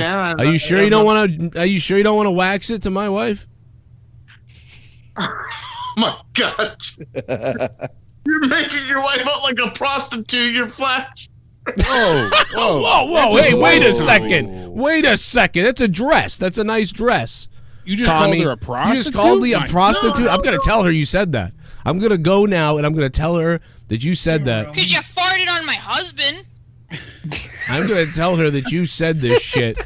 You No, sick Leah's not a fuck. prostitute, but you were like kind of full. Would I like to masturbate to your wife? I'm like, Who no, said Joe. masturbate? I didn't say that. I said, You said no. wax. I, That's what wax Yeah, means. that's how you start to make a salad, Tommy. He's talking about making her dinner, and you're the one bringing up sex things. something's wrong with your internet. Instantly. Yeah, that's masturbate. Tommy, talk. you there? Tommy? Tommy, fix your internet. No, I'm just kidding. Tommy, all right, we love you, dude. Tommy, we're going to be recording honestly this week for seriously. Tommy NC 2010 on YouTube. Go check out his YouTube channel. We love Mr. Tommy. Thank you, Tommy. All the Tommy hits. Love you, buddy. Always good for a laugh. Let's play a couple donations. Dear fuck. That's wrestling podcast And ever. Joe, if you get a chance, check out my new music on my channel. Appreciate you, Let's Beast.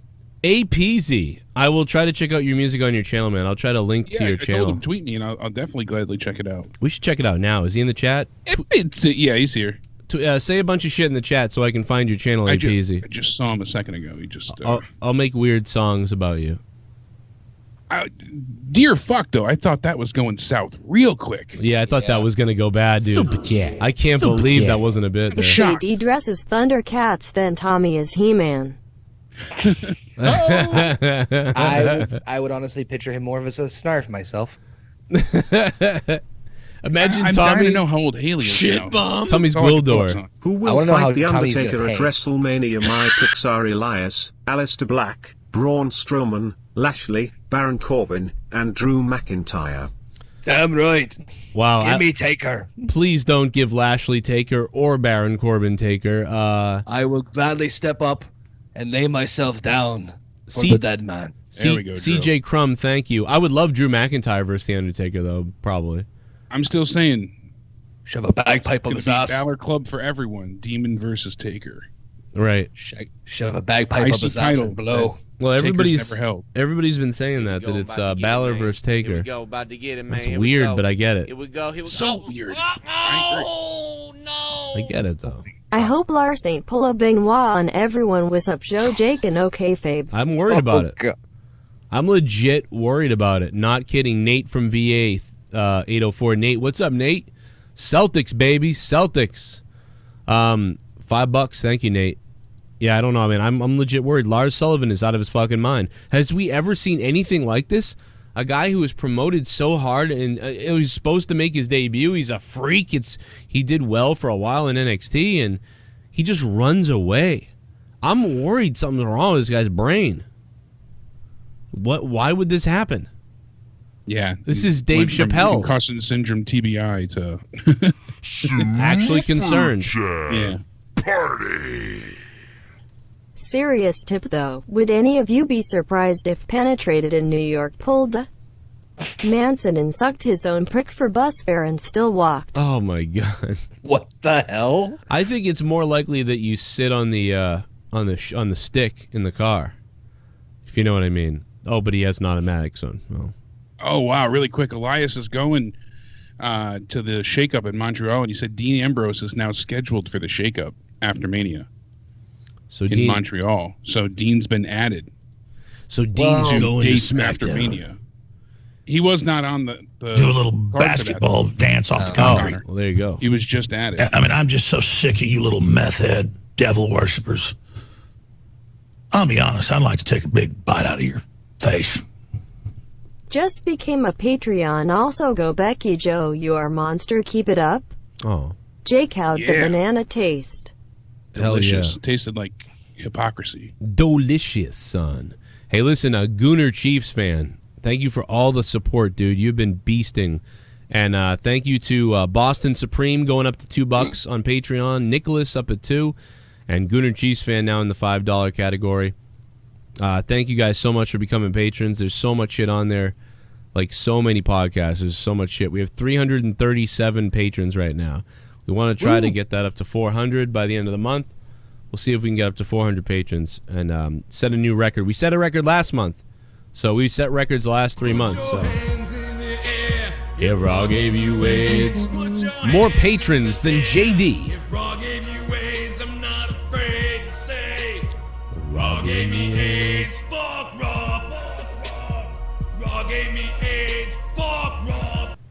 So DIY versus Redragon tonight was fantastic. Nice. Still sad knowing Camper won't be at TakeOver New York, not Blacklist like the lazy wrestling sites think. Also, if WWE knew about Camper's injury, why did they call him up? Should have just been Black #Turkey's anus. That's a great point, Matt, the Misfit. I don't know why they did that. I mean, they knew Ciampa was injured, and they said, well, you know, we're going to get to Mania. He'll finish that match, and then he'll go have the surgery. But apparently something horrific creeped up on him.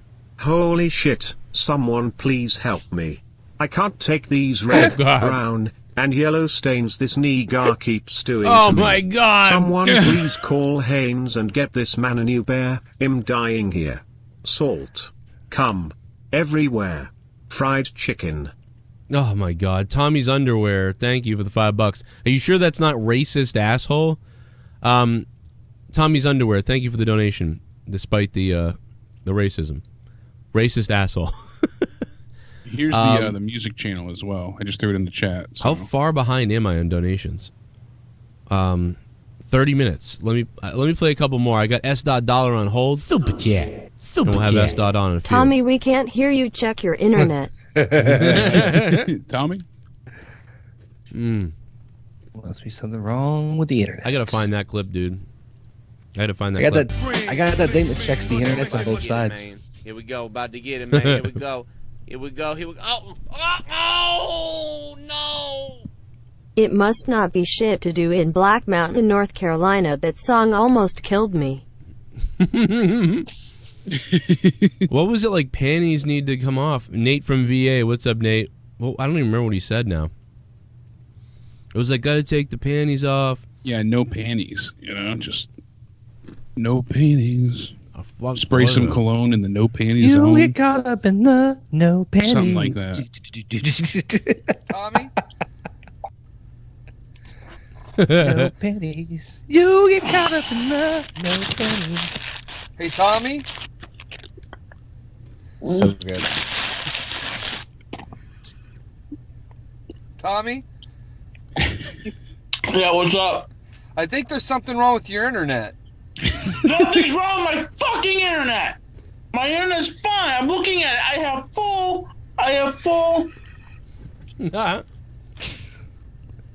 What? Full farm It's fresh your internet. goddamn microphone and your goddamn problem. No, Okay, it's the not wax my carrot to make fucking a salad. problem. It's clearly your internet. How's my internet glitching? It's got full bars. God damn it. Sounds like Cartman.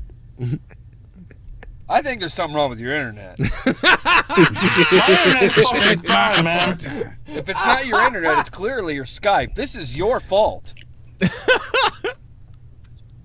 I love how just JB no sold it. Well, clearly it's your internet. Well, yeah, it was great timing. That was fucking hilarious. Hey, Tommy, have you checked your internet? I don't know what to say, man. I really don't know what to say. It almost sounds like he's a soundbite, but it's him. Yeah, That's what I said last night because he says it so perfectly. I think there's something wrong with your internet. Like, just every time. Oh. And then Justin put up a picture of Tommy earlier because I said that. I think there's something wrong with your internet. He put up a great picture of Tommy freaking out. Oh, my God. Hey, Tommy, I think there's something wrong with your internet. Tommy, there's something wrong with your internet. Super chat. Sup, Joe and Jake. Big Shield fan, but it's stale now. Yeah, Yeah. Unfortunately, John D, it was like John Cena, Daniel Bryan, then the Shield, but now the Shield just feels, they ruined the whole goddamn thing. They've done it so many times. Christ, I'm certainly better than Hamza. Shoot me. I agree. You are better than Hamza. APZ, thank you, man. We got to check out that channel. Okay, so what's next, Jake? What is next that you want to talk about? Next up on the list is that Ronda Rousey's selling some new T-shirts. They don't know if she got permission to sell them either, but she doesn't need WWE. They need her, so she'll be fine. The 3 shirts are "Damn the Man," "Screw the Woo," and "No More Mrs. Nice Bitch." So she put that on a shirt?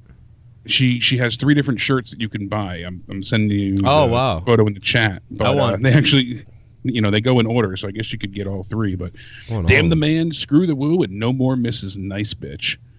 So it's in each of their own fonts too. It's pretty cool. Where did she I'll give her put that these? much. Where did she They're put up these? on her RondaRousey.com site. Oh, I thought these were WWE shopped. Oh, no, I think she that's put them up herself. That's probably storyline because she did say that on the Raw. Yeah, because she said it. She said, "Screw the woo, damn the man, and no more Mrs. Nice Bitch."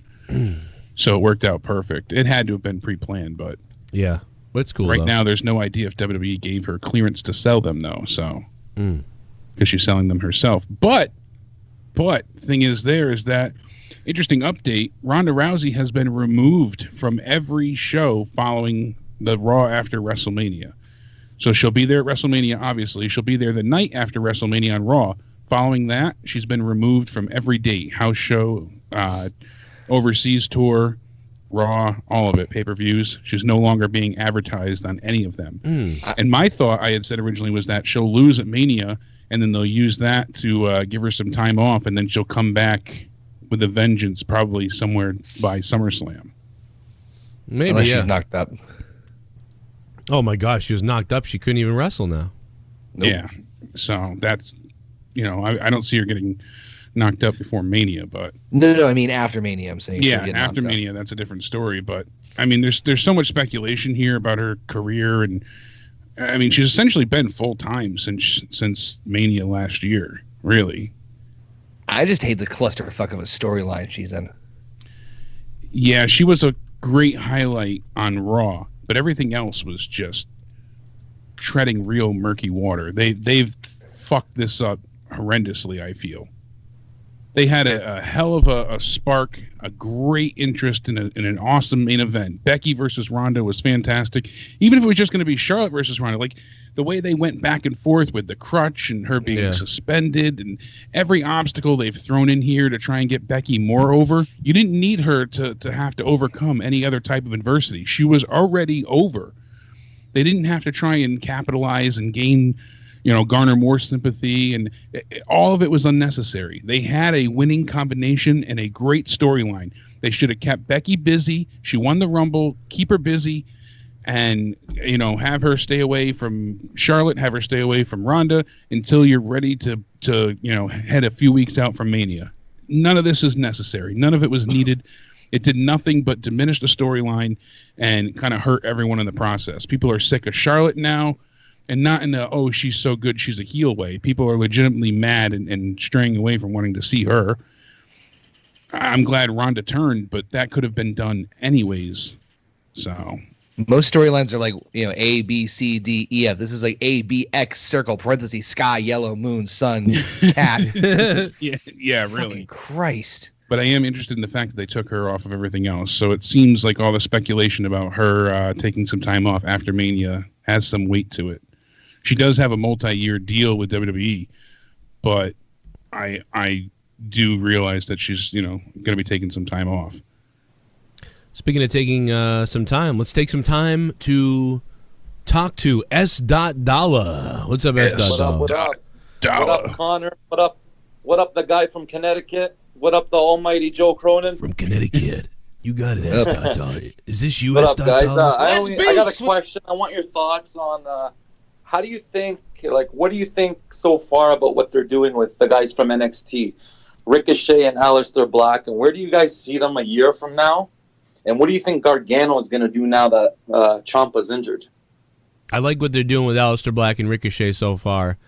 Them working as a team, it's a good think contrast win the of styles because they have a similar style, yet they're unique to each other, so it kind of works.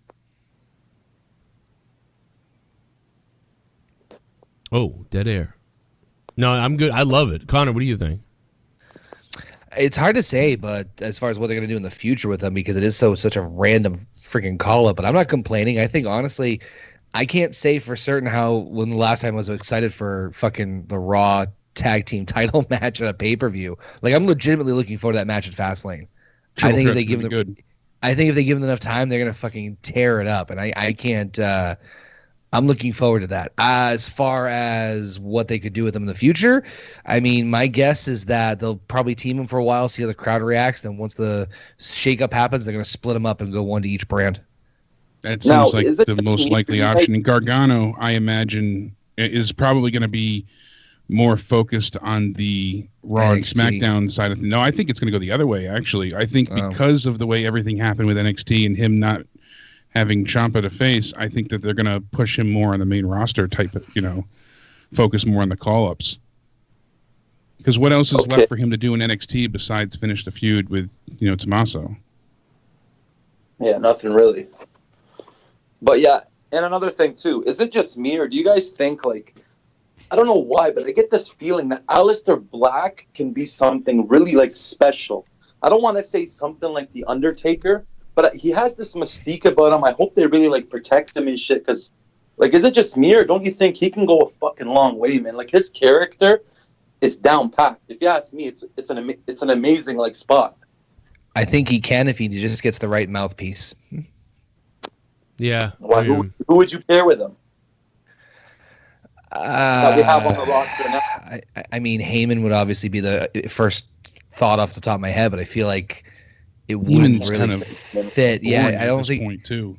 Yeah, his stuff has not been as great as it once was. I really don't. I don't even want to see him with a manager, to be honest. But I would keep him on his own. I would just have him be more refined and speak very little as possible. Yeah, that or he needs a manager and I'm not. I don't like comparing him to the Undertaker. Everybody does that because of the kind of gothy stuff. But I don't think there's a comparison really. But I think that like somebody like a Paul Bearer type of manager, not Paul Bearer, but some kind of guy. I get what you're saying. Yeah, not a Paul Heyman right now because he's so my client and I'm gonna do Paul this. Heyman's a different type of character. Yeah, somebody who can who's almost like a Paul Ellering or something like that, who's very serious. Yeah, actually, that wouldn't be a bad one. You know what? That would have been perfect. Yeah, just I fucking hate. I just want to say I fucking hate that they took him away from AOP. Yeah, that was he dumb. Fucking made that team. He really they murdered them on the spot. That was a devastating blow to them as soon as they lost Paul. Honestly, they're making them a joke. Oh, AOP. Where have they even been? Have they even been on Raw or SmackDown? One of them is injured.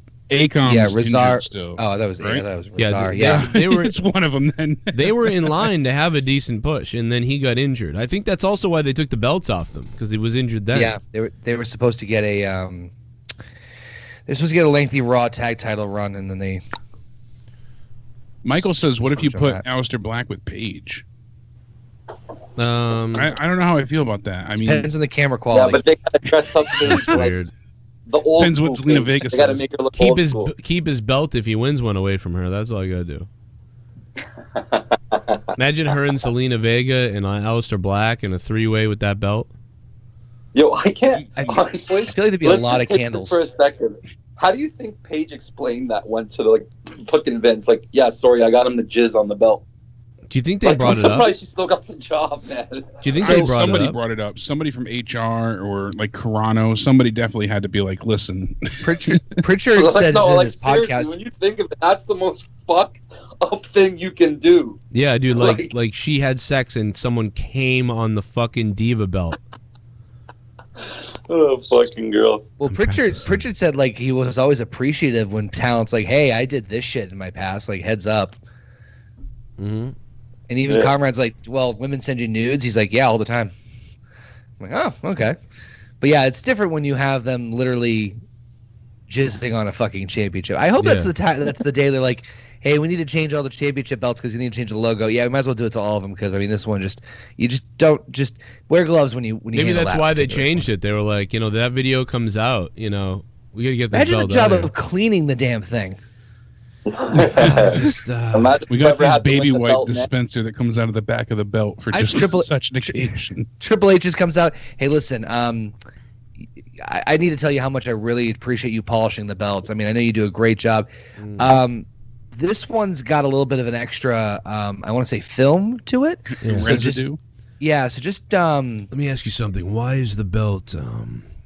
Why is it so crispy?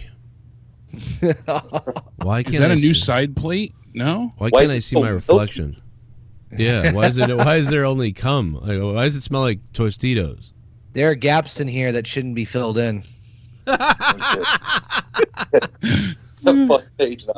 Anyways, another question is that glue? Do you think the product is going to improve now that Bruce Pritchard's there? I just think there'll be a small piece myself that he could add a few good ideas here or there. I would not overall, but I would hope it would. Said, in part, like the Batista's back. I heard he was, a big force behind that, which was the awesome part of Raw. Yeah, I think I think it really depends on what because they don't even know what his role is. Like he said outright, like he's like a consultant right now, but is like easing his way into shit. I think that he's not going to be like WWE is not going to change because of one person. Right. It's really not. Unless you're talking about Vince McMahon stepping down and Triple H stepping in, WWE is not going to be changed by one person being added to the creative team. If you notice, they're starting to slowly change over roles. Like they hired a bunch of producers. They're hiring in new people into the creative team, whether good, bad, or different. I think that's the problem. I think they're hiring too many people, too many producers, too many fucking writers. I heard there's like 30. Well, that's the thing. There are too many chefs in the kitchen because just a little if you look group at of them, Raw, there's and do your thing. I think there's like 10 segments, and all in all, between like matches and people coming out and doing promos and behind the scenes. Let's just say there's 10, for easy numbers. He might be responsible for 2 at max. So it might even just be 1 at one point in time. So realistically, like Connor and Joe said, it's really hard to make a drastic change. You can affect bits of the product, but overall it's not going to have a grand effect. And unless Triple H does take over, I don't feel that any one person's going to make a huge difference. Plus you have, like I said earlier in the show, you have many writers upset of the way EC3 was handled. They were upset at, certain different things that have gone on recently. What are you going to do though? Because Vince has the power to, diminish, squash, and rewrite everything that comes across. Yeah, and he will. He will do that. He has. He's rewritten scripts so many times. They said that this past the week before, the Raw was the first time the script was ready before the show went live in weeks. I mean, this week they had to rewrite the Batista angle even. And I said that originally it was going to be Batista on Raw, and then they said, they'll do it via satellite, and then they wanted to do so. But they saved it because they want to build up ratings after Fastlane. So they said the face-to-face meetup will help them garner ratings. The one thing I will say that having Bruce part of the team is that Bruce is actually not a yes man, at least according to his testimonies, is that he's always been known to challenge Vince. So at the very least, he'll have someone who'll be like, yeah, that's fucking stupid. Like he'll be honest with him and be straightforward. Yeah. Right. So at least there's that. Speaking of odd, one-offs too, is that Jeff Hardy revealed the one dream match he would like to have is Brock Lesnar. He said he'd love to have a one-on-one match with Brock Lesnar. Wow. He said one more time with him because he's a maniac, freak athlete, and I would love to get in there one more time before I'm done. He should be in a retirement match then with Brock, and he'll see you later, Jeff. I mean, we said it before, and these are the things that are still being discussed. I heard it again today. That Triple H and Batista, they really want to make it a career match. They want to put that on the line as a stipulation. They were saying they might do no holds barred, and then they said, no, that doesn't sound right. We want a career match, and they might even do a combination of both, where it's, no holds barred, no DQ, falls count anywhere, and a career match. Stages of Hell match. There definitely will be a stipulation, though. They said no matter what, that there will be a stipulation. But creative is arguing with each other as to what to do. They're really clashing backstage. 3 stages of hell. I would do 17 stages of hell. AKA WrestleMania weekend. I would do you could start it as a hardcore match, then it turns into a cage match, and then it turns into a ladder match. Or an Iron Man match. Imagine that. Just do it. Imagine We're that. Give them 3 hours. Imagine them with ladders. That'd be nice. FYI, guys, I'm not sure. I'm still trying to wait for the validity of this, but I just had somebody reach out to me and say that apparently Jushin Thunder Liger announced that he's retiring next January. Wow. Really? Yep. So he's going to be. This will be his last year. Wow. That makes sense, though. I mean, God's sakes, the guy's wrestled almost 4 decades. Yeah, right. Exactly. Yeah. And speaking of changing career paths, Ty Dillinger is actually he's going as Sean Spears now, formerly known as Ty Dillinger. He's taking on Moose.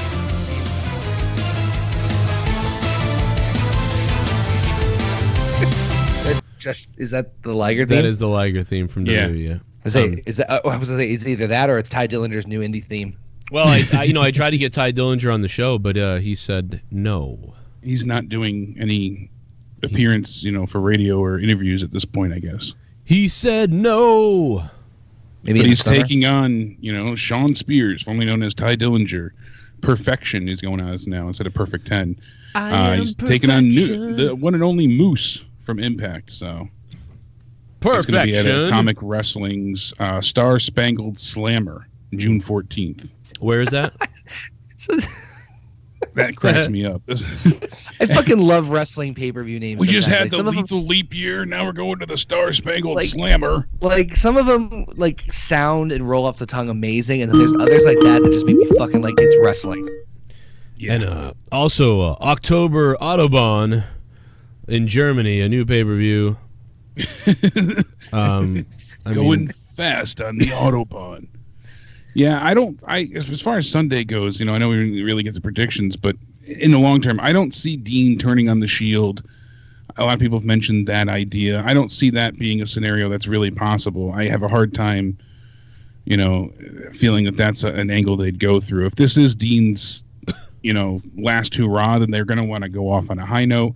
And even if it's not, I don't see Dean versus Roman being what they want for WrestleMania at this point.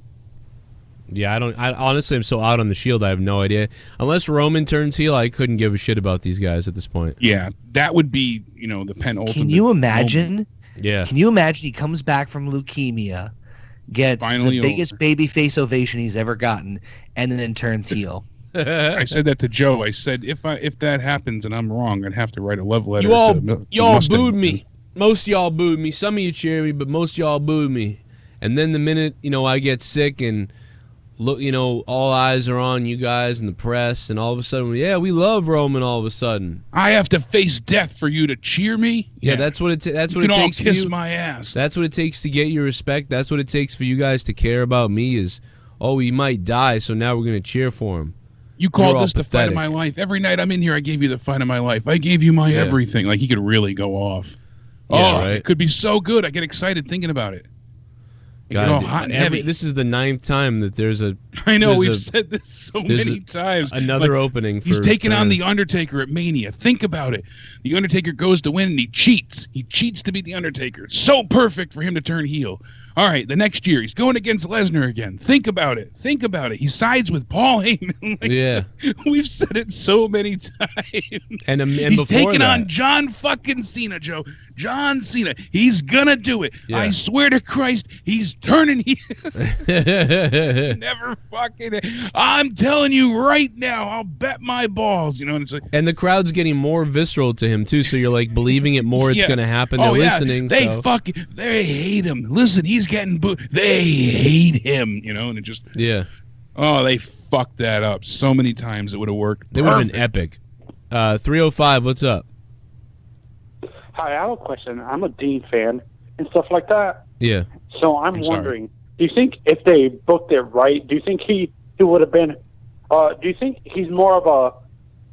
They've been comparing him to like Brian Pillman. Do you agree with that comparison, or do you have a better comparison for Dean? I mean, yeah, a little bit when he was John Moxley on the independent scene. I feel like the Dean Ambrose I see on TV is this kind of like cookie cutter character. I don't feel like we're really seeing any spirit out of him, But again, I don't think Dean's that good anymore. I blame Vince.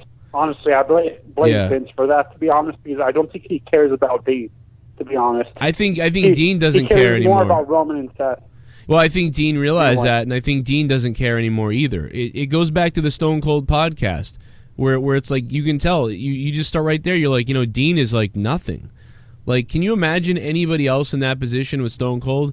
Like, you go down the list of people, like Macho Man, whoever, but Dean was so stoic and just like, whatever, man, I'm on drugs. Like, it just was very weird. So I'm not a fan of Dean anymore, but like I could have been, and we should have been. We were all excited. We all talked about this before when he was before he was on the main roster, like 7 years ago. We were all like, this guy is going to be great on promos. Oh, my God, he's not the best wrestler, but he's a good WWE-style wrestler. He's going to fit the mold of their style the best out of Seth and everybody else. This guy's got it, and he comes up here, and I can even remember some nights where he was so scripted, we were like, what a joke that promo was. There's no way he wrote that or said that. Like, somebody said that for them. He's been neutered. Dean Ambrose is neutered everywhere he looks. Brock Lesnar's WrestleMania match, just all the matches. Even though the one he had with Jericho was pretty decent. They used thumbtacks, but they still kind of neutered it. And then they had Mitch the Plant, and like God, they ruined him. Mitch, I forgot about Mitch. That was fun at first too, and then the Asylum match. That was a joke. The Asylum match, yeah. Although I thought it was okay, but they tried it in this PG time. It was kind of surprising what they did, but. Here comes the money. Here we go. Here he comes. That's gotta be Shane McMahon. What's up, Shane?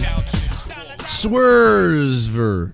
How can even tell Alicia Fox is drunk when she always usually acts like she's on crack? That's probably what it was.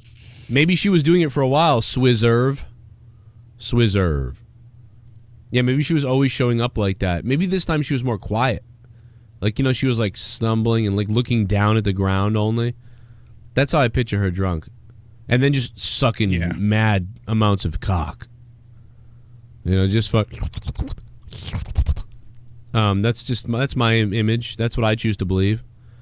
Guys, we're gonna head over to some PUBG in a minute, so take it easy. We'll get some PUBG in there. Here we go. Oh, no. Oh. Tommy, stop lying. You hit on Leah when you talked about her backside. Yeah. Yeah, he has hit on her multiple times on the shows. So now he's no-selling it. I get it, though, Broken Lion. I get it. Broken Lion, thanks for the $5, man. We're catching up. Catching up on all the donations. We gotta catch up. Gotta catch up. The next one to ring in true. Hey, Connor, you got that retrospective with Undertaker premiering tomorrow night at midnight, huh? Tomorrow, actually, at noon. Oh, at noon. Okay, so at noon tomorrow. Everybody look for that video. It's literally uploading now, and it's taking forever because it's fucking 2.5 hours. Oh God. Joe, do you have Haley's number? I want to date her. Lightning Blitz. Thank you for the $2. I don't know how old Haley is though to date, but I'm not really sure about that. Tommy, that doesn't matter. But I would love to see him get. Jim Roder, thank you very much for dropping $2 to support the stream. Lightning Blitz as well. If Haley's in the chat, Haley, tell everybody how old you are so they can stop being creepy. I'm dying to know because I wouldn't that be great? Have Hamza follow Tommy around with a camera. Yeah, make it like a reality show, dating reality show, like The Bachelor. Yeah, except he doesn't give her a rose; he just gives her a stack of quarters. I think Haley's younger, so I don't think Tommy's going to be dating her. But that's my guess. Maybe not. Hopefully not, because think about it. That'd be set Tommy up out of nowhere. That'd be Tommy's luck though. A girl that actually likes him. Of course, it's a kid. They call me the piggy bank. What the? Oh my God, dude. They call me the piggy bank. I'm a piggy bank. You're a piggy bank. I still think it's going to be Baron Corbin and Roman and Drew and Dean at Mania. I think that's what they're going for.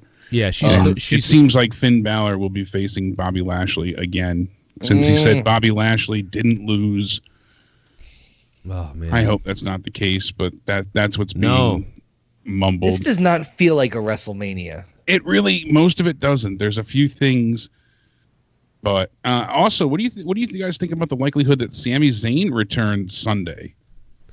Well, because we know he's ready to come back any moment now, and I thought he was going to come out in SmackDown when Mustafa Ali did. They kind of really set it up nicely by saying, Kevin Owens, you don't have any friends, you've burnt all your bridges, there's no one left to stand beside you, and it seems like either the New Day is going to get involved with a DQ finish, or we're going to see some form of return from Sami Zayn. I mean, do you think they'll do Kevin Owens and Sami Zayn again?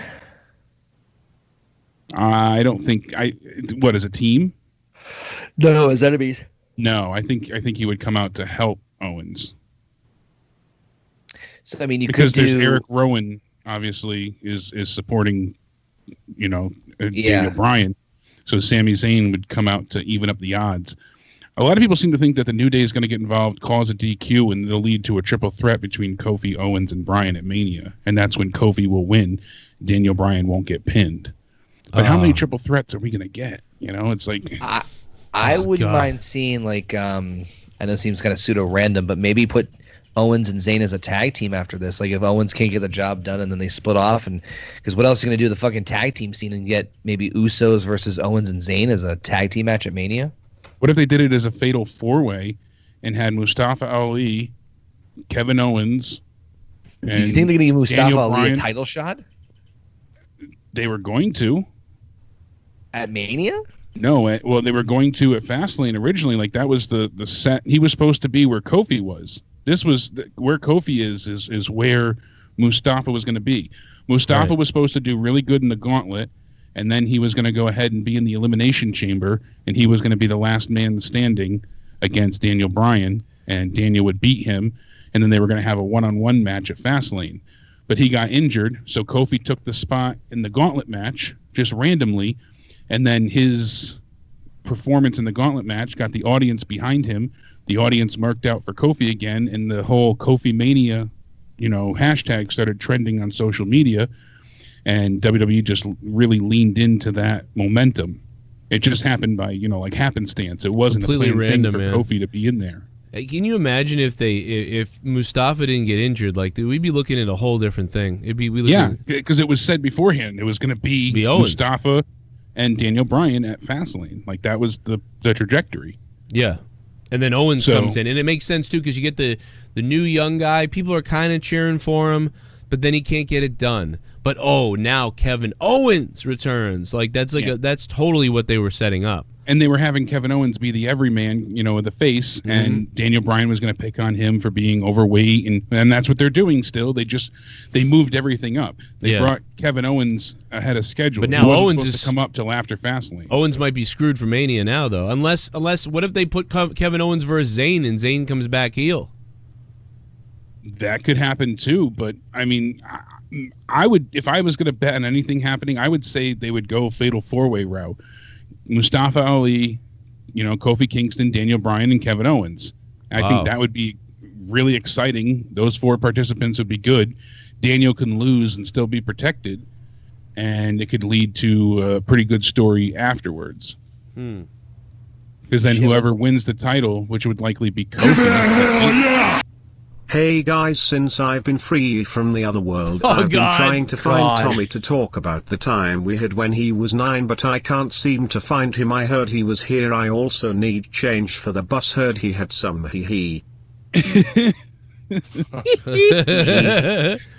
Michael Jackson. You're just ignorant. I'm gonna be. Come here, blanket. Come here and fuck. Come here, blanket. Put this pacifier in your mouth and suck on it. There you go. Blanket, come here, blanket. Just being ignorant. Volterra says, "I'll take the quarters. Money is money." That's a lot of trips to Coinstar. You have to explain that smell. Oh my God. It's Lewis Money said she's 13. Too bad for Tommy, said Joe. Oh, fail Tommy. Leave them kids alone. Hey, Tommy. That's why she was so nice and stuff, because like she was just a nice listener and a nice fan. She's just a nice person trying to say she likes Tommy and his content on YouTube. You know who I thought she was? You know the girl that calls up sometimes and says the N-word and like flips out? That's I legitimately had That's who I thought it was. That's why I was like, she was like, is it okay if Tommy gets on the line? Like, if it's not a problem, I was like, oh, here we go. I'm like, this girl's gonna shred Tommy. I said, this girl's going to tear him up, and this is that crazy girl. Well, sorry, Tommy. Oh, well, another failure. It's either an 80-year-old or a fucking kid for Tommy. I was pushing it. I really wanted to see him go on a date night and have it be uploaded to YouTube. Date night for Tommy. Hey, Tommy, you got any quarters? Somebody said, where's R. Kelly at? Oh, Jesus Christ.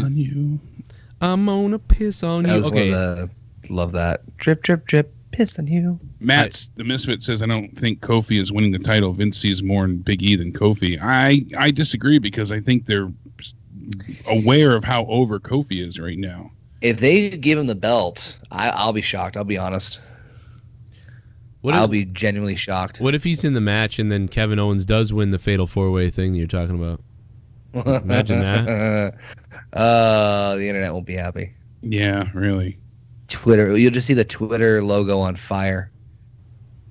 Jesus Christ. All right, listen. We're gonna break for a second here. I'll talk. Oh no, we're not gonna break, but I'm just gonna go ahead and take this. I'm gonna talk about Dustin Starr here for a minute. We got Mr. Dustin Starr coming on the show, and on top of Dustin Starr coming on the show, I believe we're gonna throw some PUBG in the Xbox as well. So a lot of stuff still to come here, and let me see here.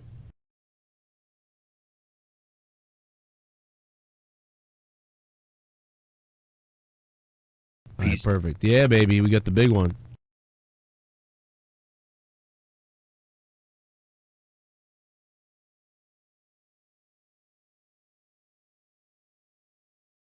I am joined tonight by one of the coolest dudes in wrestling now. It's the 5-star Dustin Starr. What's up, Dustin?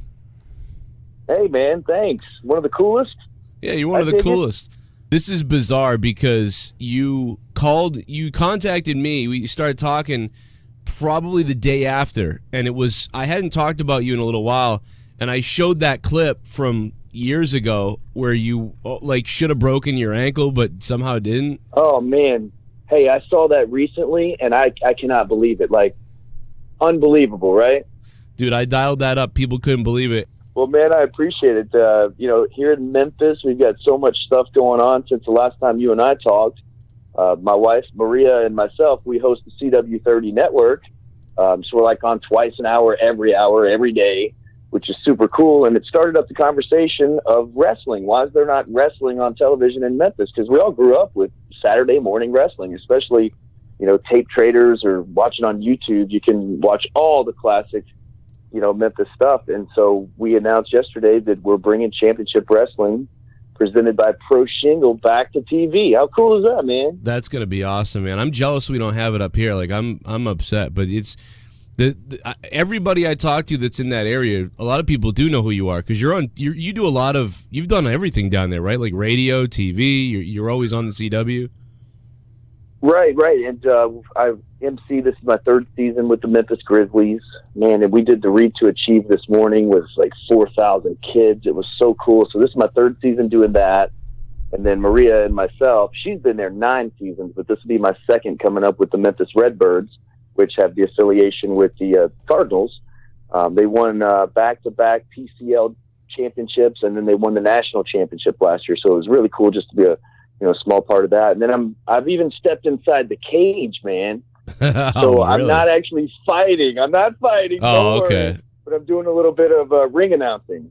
Oh, so sweet. Doing that, and yeah, man. So all the sports, and then put wrestling right in there. Now the sports have always mixed here in Memphis, especially. Like the Memphis Grizzlies will have Grind City Wrestling Night. The Redbirds at AutoZone Park will have Wrestling Night where they feature matches and things like that. So it was kind of a no-brainer that we need to put the television show back on the air. And so that's kind of how all this came about, man. And we're partnering up with Dave Marquez with Championship Wrestling from Hollywood. So all the top independent talent and the NWA champions as well.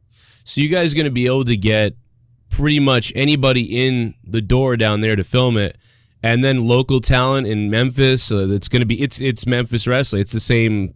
Is it a separate brand or what? For the people, it is a separate brand. Okay. Yeah, it is a separate brand, but we are using the syndicated Championship Wrestling from Hollywood for the simple fact that Memphis hasn't had a wrestling television show in over 10 years.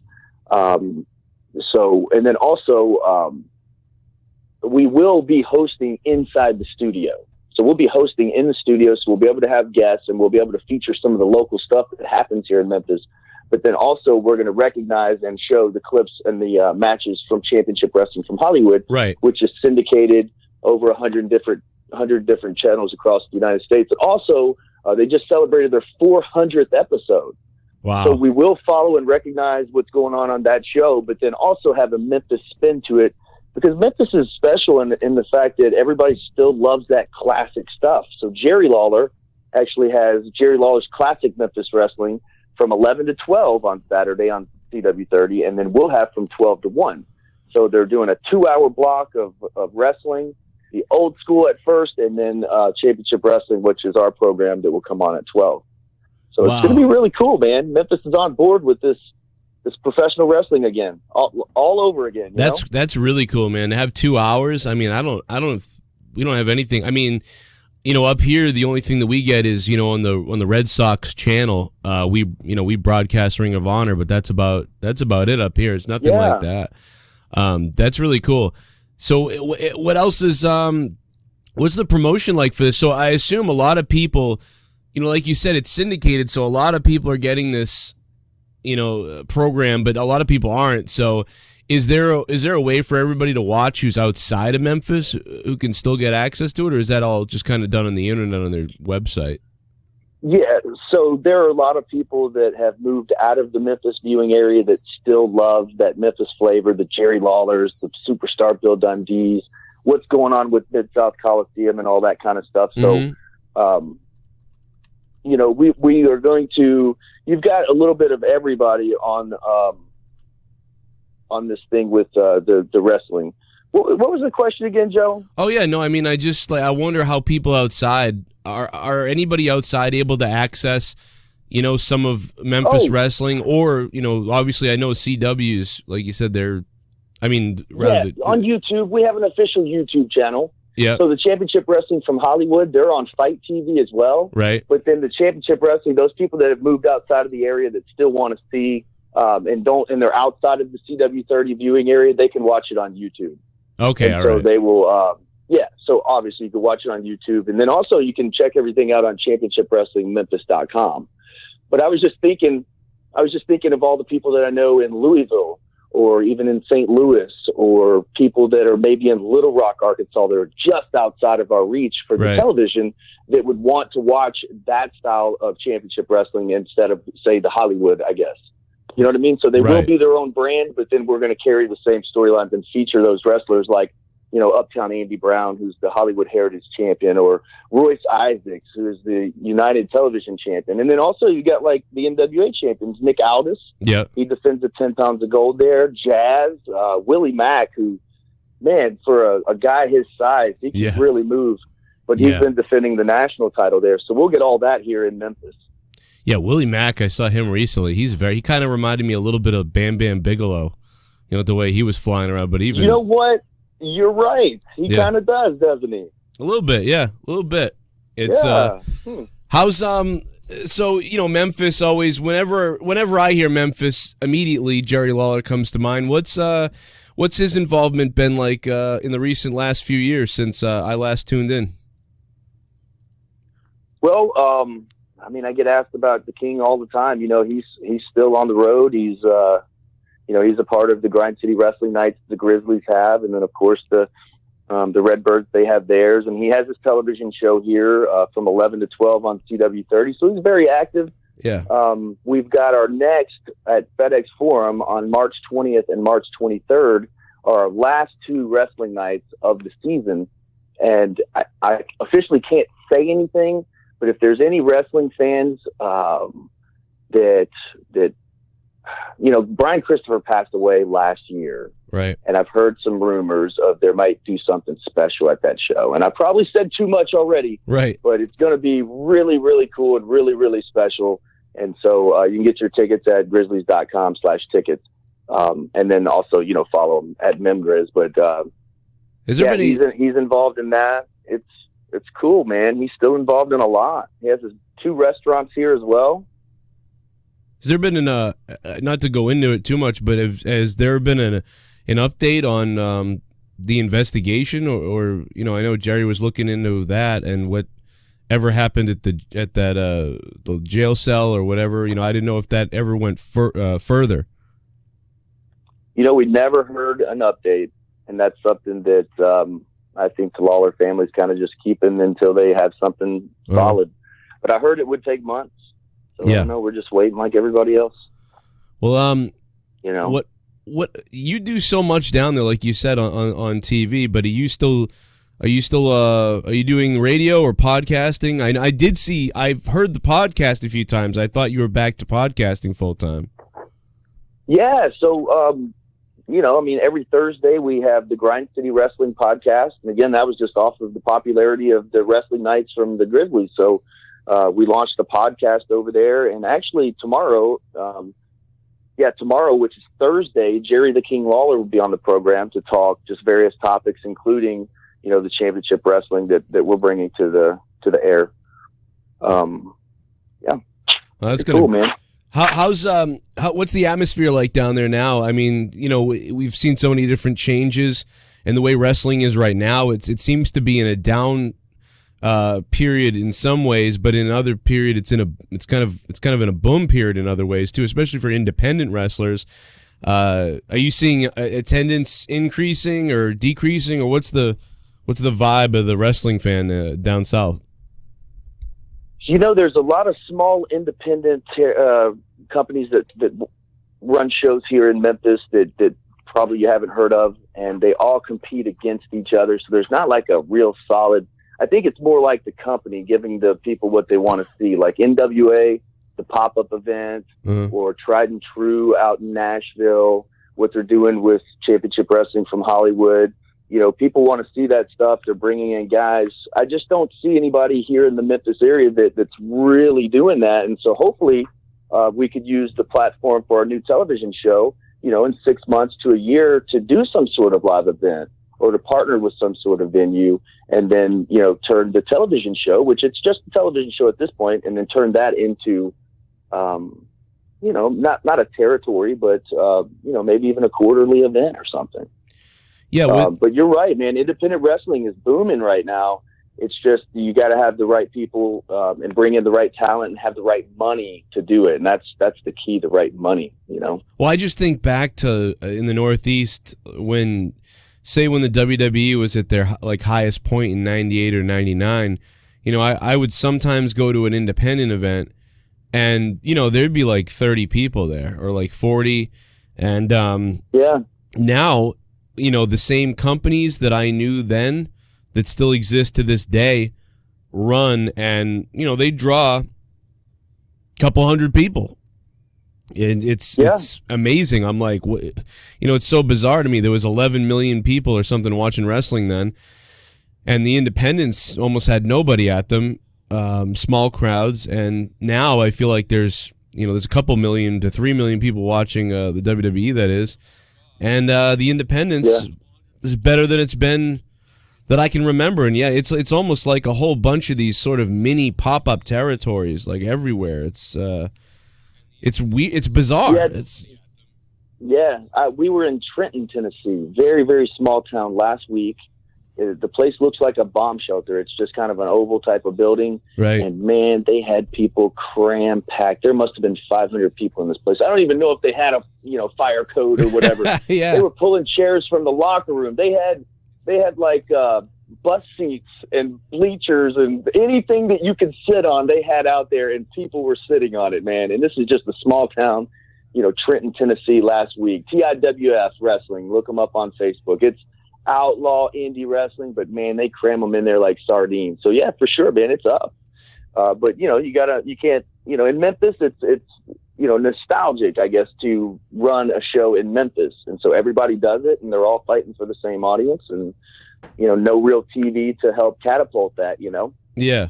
Well, now, I mean, now you got more going on than we do, you know, on TV. You're going to have more than we have here, which is crazy, you know, because we're here in the Northeast. But speaking of, you know, WWE, to go to the big guys, you know, I remember we talked years ago, and, you know, you'd had like a tryout recently, or, you know, a little while back you had.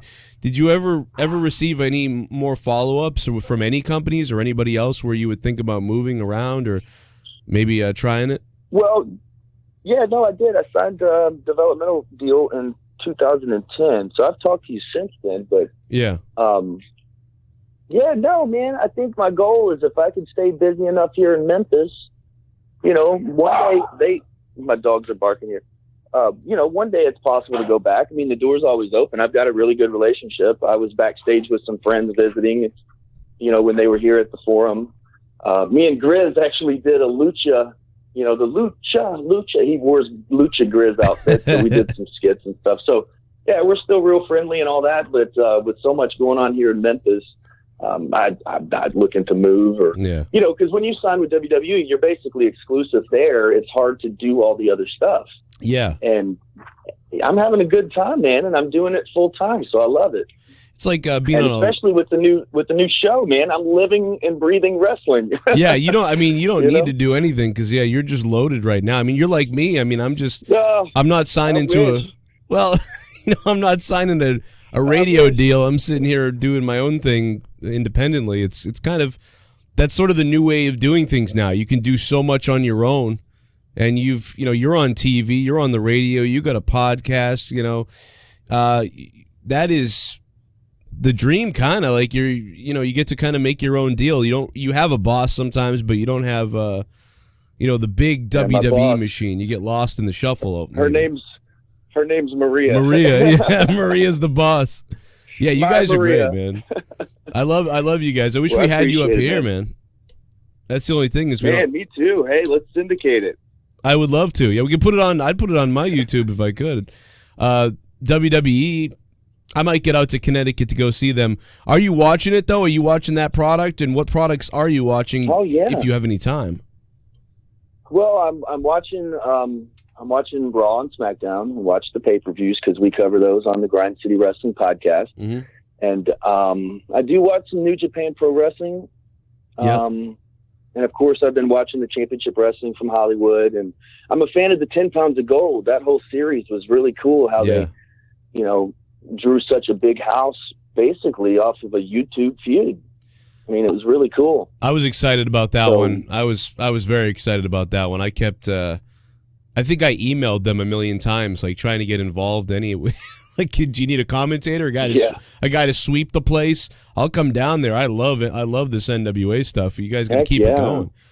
I was hoping they would keep it going a little bit more. Maybe they'll get it going because they got Billy Corgan on board, right? So. Yeah, absolutely. Now, and Nick Aldis, he's been a really good champion for them too. Yeah. Nick has been great ever since the belt changed hands from Cody, and he won it. Right, he won it off Cody, right? Right. So Cody beat him, and then he won it in the return match. So it's been Aldis here lately, and I think coming up right around our premiere on April 6th. I believe they're having a tournament to get a number one contender for the 10 Pounds of Gold. So that'll be something cool to watch and see who gets the next shot on television. And we've even kicked around some ideas of maybe somebody from Memphis actually, being represented in that. And if not now, then it definitely could happen in the future. Yeah, that would be awesome. That'd be a great thing. It'd be It's very nostalgic for all of us. Maybe not as much anyone else. I'd only have to get tapes of Memphis when I was a kid. When you watch Raw and SmackDown, looking at the big WWE, what do you think about the product at this point? I know that I've been pretty critical myself. That's why I don't get invited backstage anymore. But it was. I try to be good. I try to be good and watch what I say. I let my partners on the podcast do all the dirty talking. Right. Well, that's a good idea, man. I mean, you gotta be diplomatic. I mean, you're gonna see these guys someday. Well, as Bubba Ray told me once, you never know when I'm gonna see you. My son is. Right. My son is 10, and so some of the stuff that we complain about, I understand because I have a child, and you do too. Your humor and what you guys watch may be different than what we do, but some of the stuff I get, I guess because of, the marketing and selling the toys and all that kind of stuff. I just look at it a little bit differently, so I try not to complain about it because I'm a fan of wrestling. So even if it's bad wrestling, I'm watching it, Yeah. That was one of the cool things. Like even in developmental, you'd see Dr. Tom and Steve Kern put in an independent wrestler's tape. So everybody that thinks they don't watch your tapes, they do, because they'll put it in, and if it's entertaining, they'll watch it. Or if it's funny, they'll watch it. Or if it's really, really bad, they'll really watch it.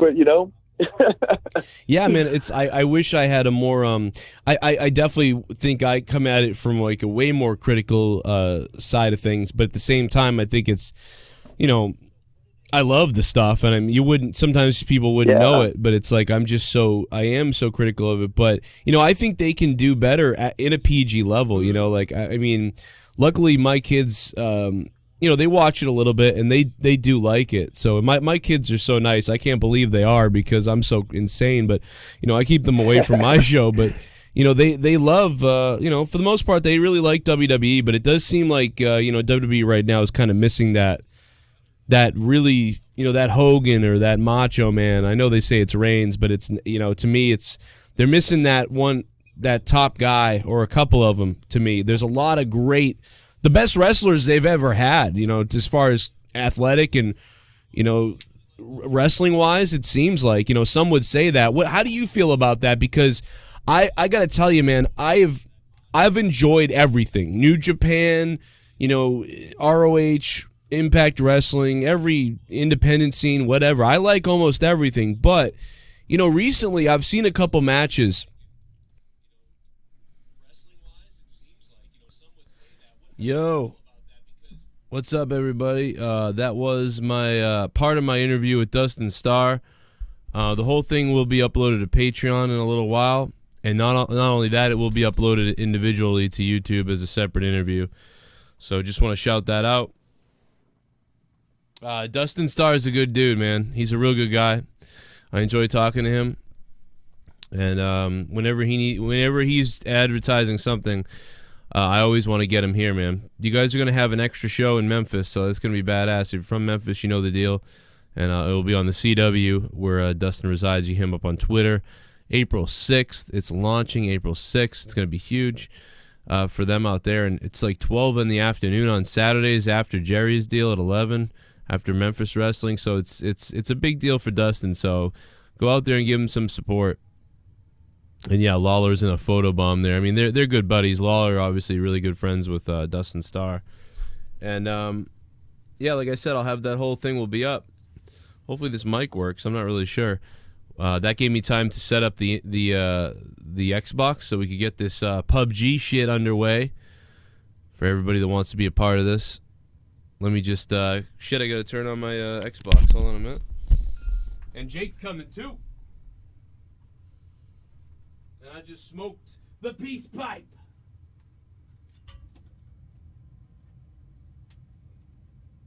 I just smoked. I just choked.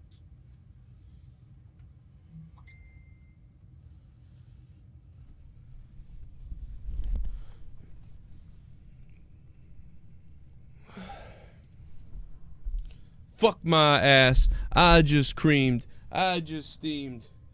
I'm shooting a laser beam. I just shit my fucking pants. What's up, dude? What's up to the chat? How you guys doing?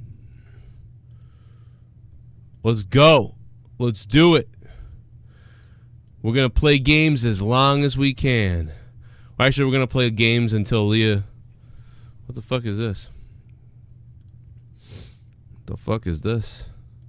What the fuck is that? It might be doo-doo. We're going to play games until my wife tells me it's time to stuff her.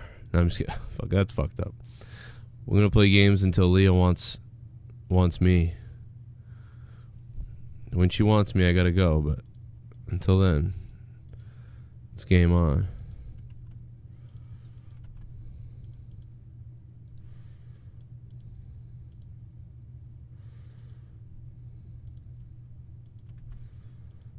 Gotta get all the donation things up in case somebody drops $1 or $2. Gotta keep the show funded, or we have no show. We have no show.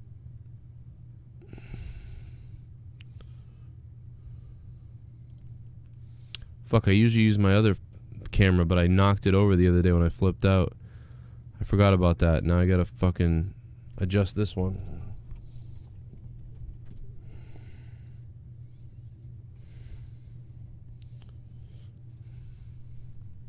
God, dude, I look fucking mean as shit now with my fucking bald head and my, gaining a few pounds and growing some shitty facial hair. I look like a mean dickhead. Like, I really do. I look like a mean fucker. Why didn't I look like this when I played hockey? I would have scared somebody. All right.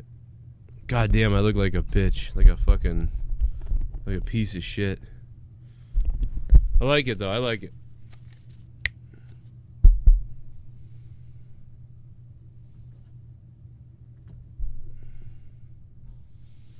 What's up, chat?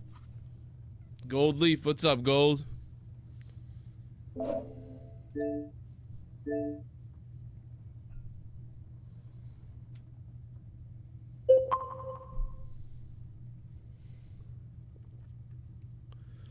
What's up to the chat? How you guys doing? This is a fucking family in here right now. We're badasses, dude. Elias, what's up, man? We'll fuck somebody up if we have to.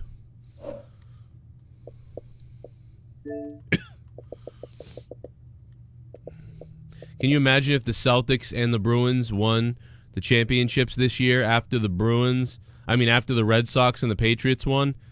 Please, God, give me 4 championships. Please, up there in the heavens. Can you imagine what would happen? Like, I would lose. I know that a lot of you out there are fucking rolling your eyes, but, you know, think about it. This, by the way, is the, I believe this is the 3rd time there's been a chance for that to happen, too, because the Patriots and the Red Sox won in the same years a few times, I think. So I think this is the 2nd or 3rd time that can happen. But you know what I mean? I don't know. That's pretty greedy. I don't know if something like that can happen, but man, if it did, I'd explode into the atmosphere.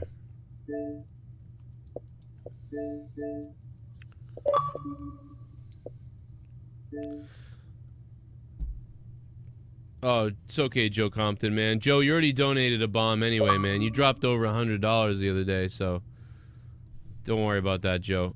I get you, man. Don't waste your money on me if you need it. I got a bunch of bills too, bro. So anybody who's rich, feel free to drop the money. Jesus Christ, my car's gonna cost me $1,100. What the fuck? Front brake pads, rotors, and everything. Rear ones. We'd never really gotten them changed before. That's why they lasted all this time. I knew they were coming up on it. And also the lights, the steering column. Is my mic not working? Fuck, god damn it. Hey there. Hey. Nope, still not working. Something's wrong.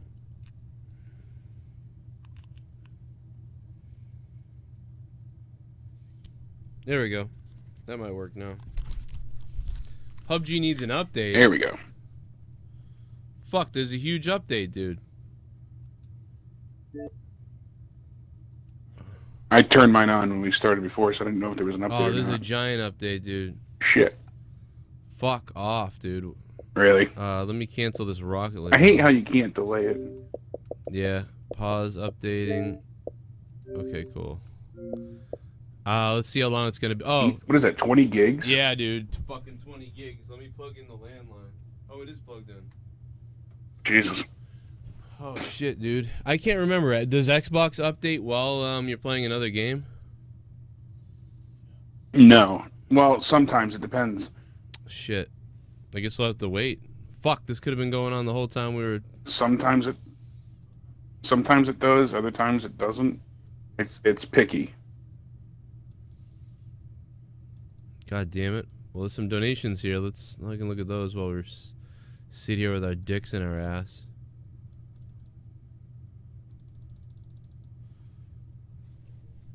God damn, man. I mean, it's already, well, it says it can start soon.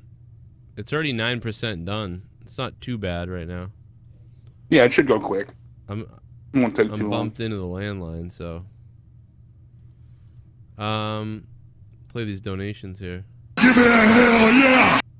I guess since I got your attention, I got a story about Tommy. When we would ride the roller coaster, I would charge him 75 cents, and him not just talking about the roller coaster in Neverland, hee.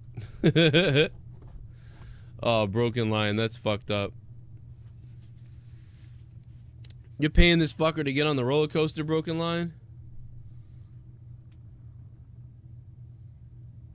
I mean, it's kind of hot when you think about it. Super Chat. Super Chat. Celtics Bruins run to the finals this year? Sean, let's do it, man. Let's do it, Sean. Let's make that happen, Sean. Fucking go, Super Sean! Chat. Super Chat. Joe, I'm jealous because all of your teams are good. I don't know what it is, man, but ever since the Patriots won that first championship in 2001, it's like they opened the floodgates for Boston. We'd been dead here. Dude, the whole 90s for Boston sports was horse shit. Yeah, no kidding. Like, really, it was horse shit. Even the 80s.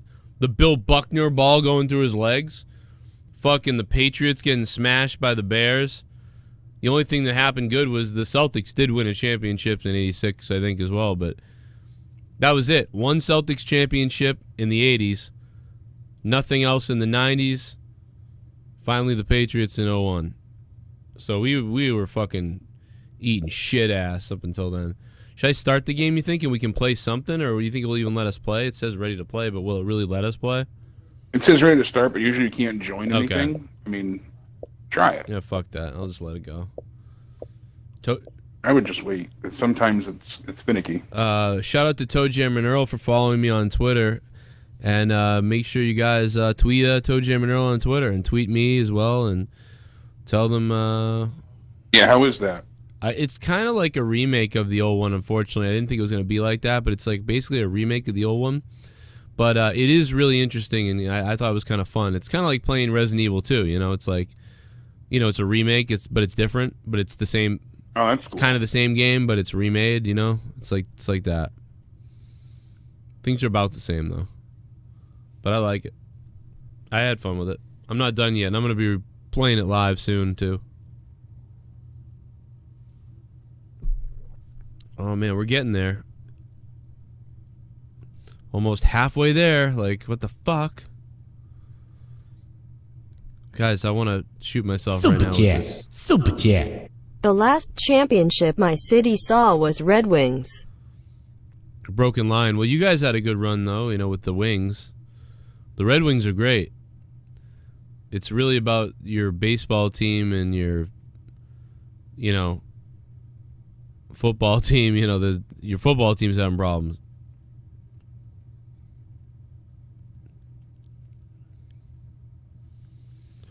Joe, do some Toe Jam and Earl until it finishes. I guess I could do that. I'll show you the beginning of the game at least, so you can take a look at it. Sweet. PUBG's still updating, I think. So see, it looks like it stopped when I clicked on the game. I don't know. I'll come back. It might stop when you. All right, we'll see. Yeah, just see what it's at, and then when you go back in, see if it moved up at all. Because once you go back out of it, it'll resume, so it'll look like it's still going, but just pay attention to whatever it's at. Super Chat Party. Let's kill some time. Favorite WWE title reigns? Shut up, Reigns. No, I'm just kidding. What's up? Drew, the gatekeeper in the house. Oh, it did move up a little bit. My favorite title reigns, huh? Man. I'm trying to think of, like, title reigns. Yo, Earl, take the wheel. I'm gonna go in the back and grab a drink. Hey, Lawanda, you want something? Toe Jam. I think Letitia might be thirsty too. Oh, I'll get you something too, Letitia. Thanks a lot.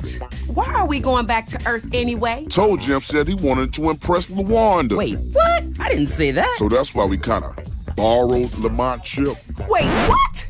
You took Lamont's ship without asking him? Look! Isn't that Earth right there? Wow, it's so big and so quiet. Earl, crank up the megawatt speakers and let's lay some funk on these Earthlings. All right. Let's punch the bass, Earl. Fire up the auxiliary mega subwoofer. Okay. That's the red button. Yeah, but just press it. Okay. Earl, wait! No! What's happening?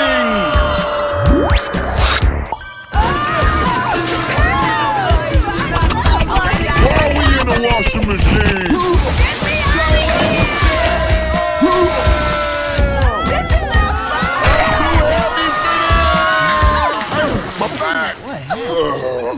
don't think it was the red button. Oh, you think? And by the way, They have a whole different way of introing this game than the other one. Yeah, I see that so far.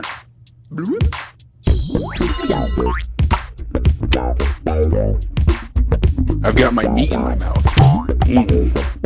Oh yeah, see, it is uploading, but it's wicked slow. See? 47%. Yeah, even when it's not an online game, it like cuts it for some reason because it's using the hard drive at the same time. Yeah, but It's if I go weird. back into this... Oh no, I don't want to go into it. Fuck. No. Quit. Yeah, but now it's going to update like way faster, I bet. Because I would have liked to play some of the Toe Jam and Earl, but... Yeah, see, it's moving. I think it's moving quicker. We're halfway there. I wanted to play Toe Jam and Earl too, but it's fucking up. See, it's moving way faster now. Toe Jam and Earl, man. Back from the 90s. This would be the third Toe Jam and Earl game I believe ever made, I think. The second one was like stupid because it was a scroller and they were like running around like it was Sonic, and it was like, no, I want the original Toe Jam and Earl. What the hell? They fucked it up. It's been over like 30 years since the last Toe Jam and Earl game, I feel like. I mean, it's not 30, it's probably 26 years. Something like that. NFL predictions for next year? Jesus. I don't know if I can get into that. That's a rough one. I found these, side note, it's very low sodium, high in protein, steak teriyaki strips. Yeah. It's like 80 calories for the whole thing. It's fucking delicious. Really? I'm eating my meat, Joe. Well, you better stop eating that and eat some fucking fruit. I eat that fruit. 55% done.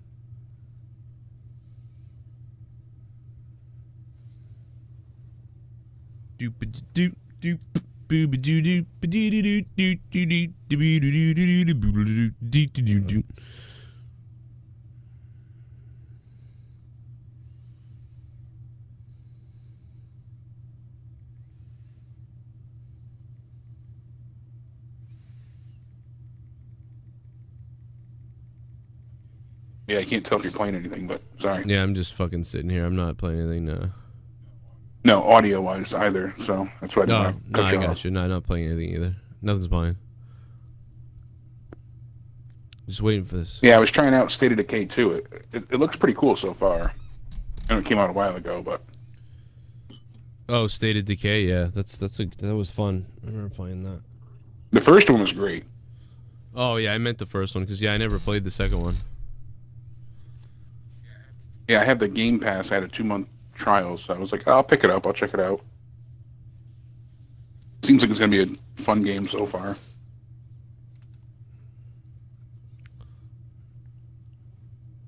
I am not drinking the cran right now. No, I'm out of cran. Joe Compton, I am out of cran. I wonder when they're bringing the zombies to Xbox. Yeah, For we'll see PUBG, you. because they we'll did see it. you in April or next. We'll see you in June or really. July or something, probably. Next year. I'm saying June and July, August. Yeah, really. We're almost there, man. We're almost there. 67.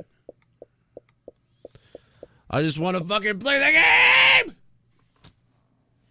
Yeah, I'm sorry. I didn't know there was an update because I just started it before we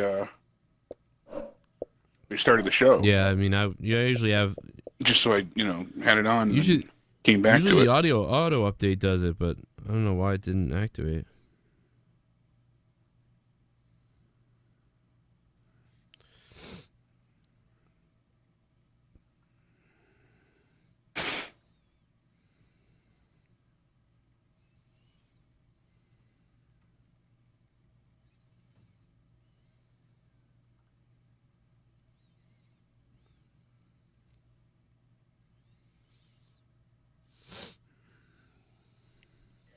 Yeah, I really thought they were going to come out with updates, especially since it was.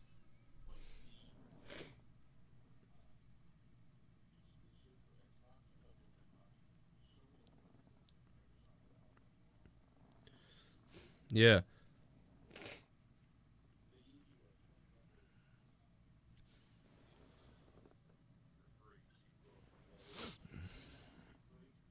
What does that do?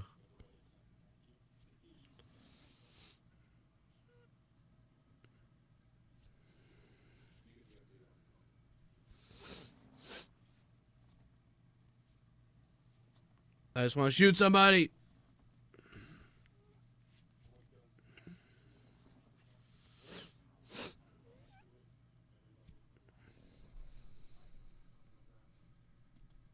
Right.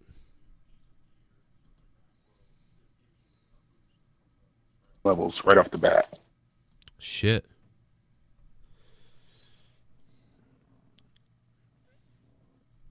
%78%.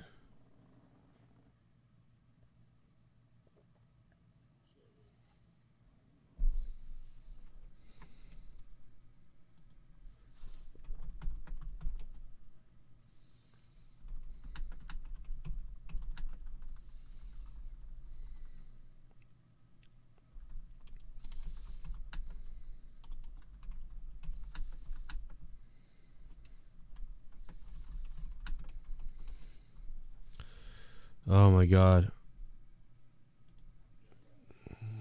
Hat, some skin, stuff like that. Nothing great, but you know, there was some stuff there. It was just their way of thanking people for being patient while they updated stuff, I guess. I have no idea what's in the patch. War mode shit. Yeah, I don't know what's in Joe, there. who you think will win Stanley Cup? I can't believe war mode. I don't understand. And I cannot believe that it didn't come back. Broken line, I'm obviously picking the Bruins. Big bosoms.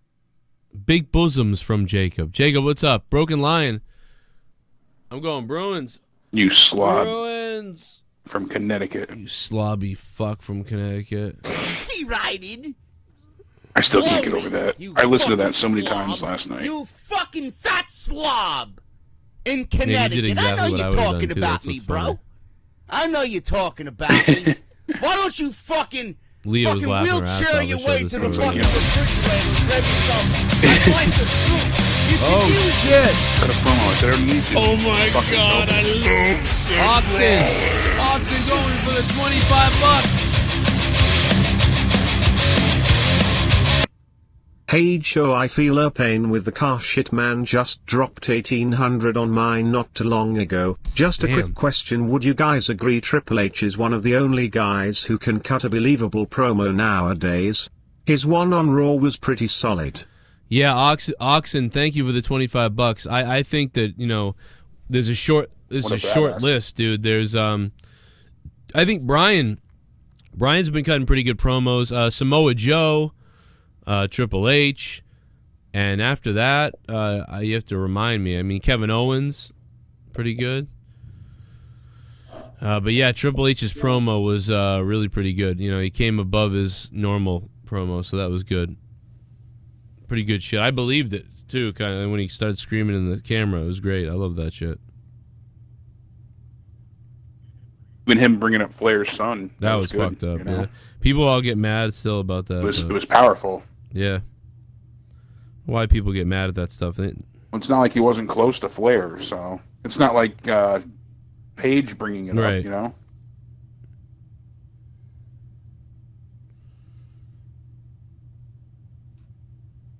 Here we go, finally.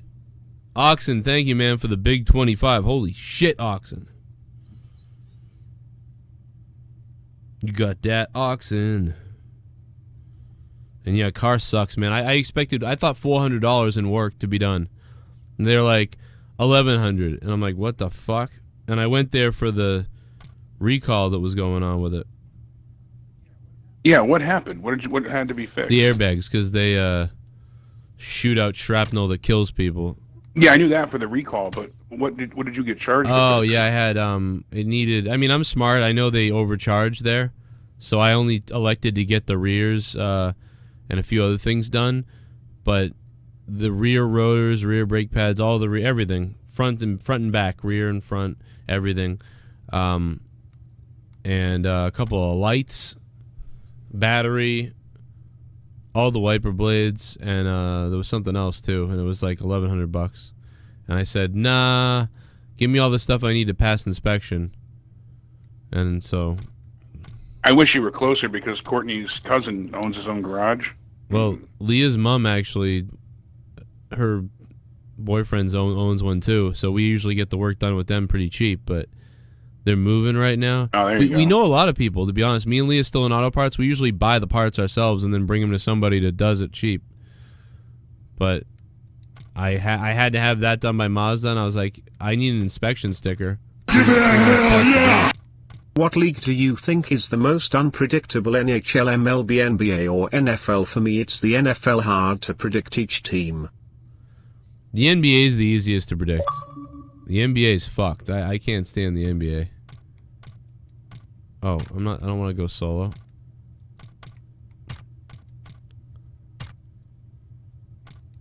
Why am I? It says I'm joining you. We'll see. I was just gonna send you an invite. Yeah. So if you go down to store. Yeah. And you go into my items, you hit right bumper to go to my items. You should have it there for 20 levels. Yep.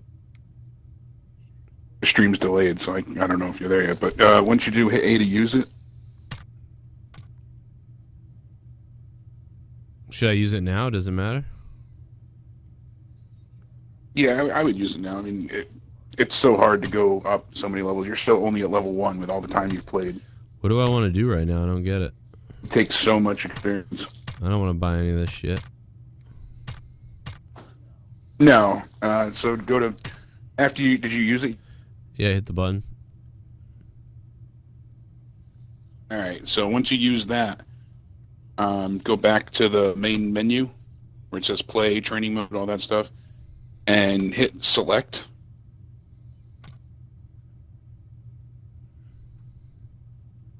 And then you should be able to hit select again, and it'll let you claim all the things you unlocked. Ah. Ooh, that Arctic Digital AUG looks fucking awesome. Yeah, that's pretty cool. Although I'm not much of a fucking give a shitter about fucking colors of shit and everything. There you are. Sometimes I am, it depends. And then if you hit start in that menu, you've got other rewards too. Alright. We'll have to search it later. That's kind of cool. Yeah, I mean, it's something. It's like face paint and shit like that. Oh, somebody wants to join the Joe Cronin Show Xbox Club. How many members we got? Over 100 or something? Yeah. Over 100.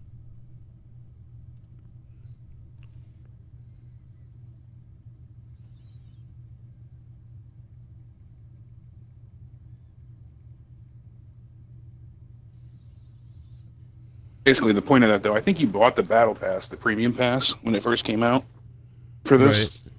Or they gave it to you, one of the two. So every time you rank up, if you have the Battle Pass, you get special stuff. If you don't, then you just get, like, coupons for vouchers. But that's how you unlock different outfits, like police outfit and stuff like that. Give you a fucking coupon. Jumpsuit.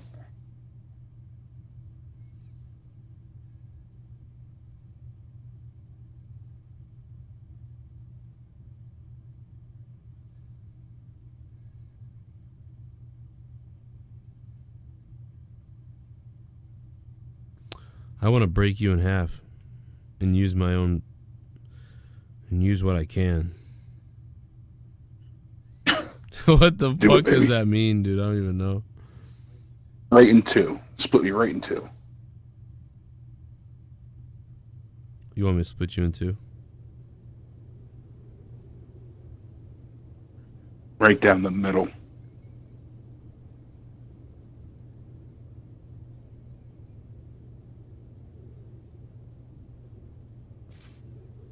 Messaging Leah and she's not messaging me back.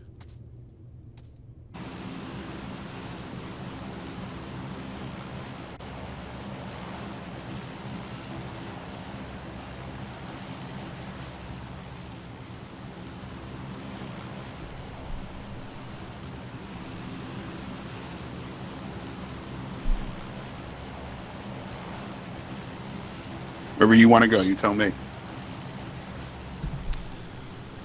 I'm late to the party. Let's try Milinar over here. Maybe that's a little far. Maybe like fuck, my controller's fucked. It's like moving and shit. Oh shit. Go to Abby. Go there. Alright. I'm gonna figure out what the fuck's wrong with my controller. I think we'd established this before though. Isn't it like some kind of drag issue or something we can fix? Yeah. You can go into the settings and fix it, I believe. Oh god, yeah, it's all fucked up. Not even gonna make that spot because I dove by accident. So let's just hit up like right here. Alright, because I pulled my chute. Oh. In anticipation. Let's hit over. No, so I can hit right here. I'm going where you marked. Yeah, this sucks. I pulled my chute so I wouldn't be away from you too far. I'm gonna go to that left big house if you want the one that's right at the marker. I'll take this cluster over here of houses. I'll meet you in a second.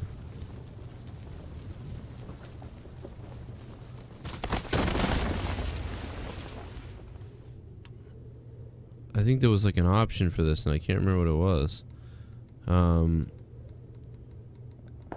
Aim acceleration or something. What was the one where your game keeps spinning? Like your controller thumbstick keeps spinning. There's a way to stop that. Oh fuck, I forget. Yeah, me too. It's like undercompensates or whatever. Yeah, because my controller's turning. Yeah, left. maybe someone in the chat knows offhand. I can when I don't touch the controller, my guy just turns left. Broken Lion. Sometimes it helps if you just turn the controller off and turn it back on. Yeah, without that's gonna work. Touching anything. Fuck, I've got all these aid kits.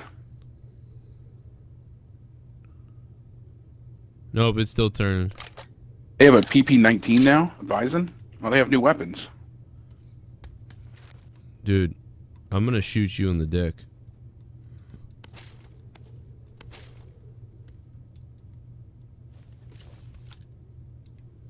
This is driving me nuts, this thing's spinning around. It has 53 rounds in the fucking magazine. What the fuck is the setting? Right stick dead. Oh, dead zone. Right stick dead zone. That's what it is. Dead zone. That's it. I think you gotta turn it up. Yeah, there we go. That's so weird. That's it. Dead zone for when you're not touching your controller. I can try not to keep sniffling. I used the nasal spray before. It helps for a little bit, but... Dude, you gotta try that stuff. It's stuffed up like a motherfucker. Try that nasal spray in your ass, dude. Trust me. Like, dead serious. Did that. Kidding. Fuck that. What's up, chat? Who's what? Sprayed it right in.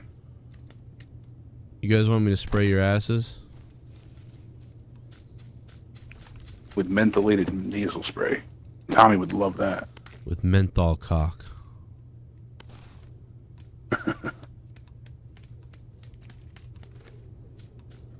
I'm still shocked someone called and didn't want to fuck with him. Oh, yeah, I know. What? Alright, in a second you're going to hear gunfire. I just want to shoot this into the water. I want to see how this thing fires. I've never used it.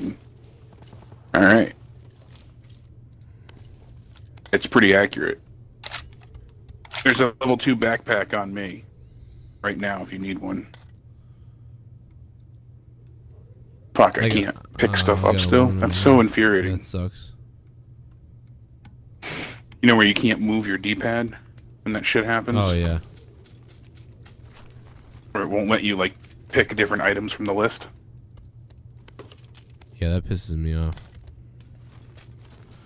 How can that still be wow, fucking you're nowhere broken? near me. I thought you were to the right of me. I didn't know you were across the river. No, I'm across the shit. way. I landed at your marker. God damn. That's why I said I'll pop down at your marker. I'm gonna go over here then. I'm gonna loot this area.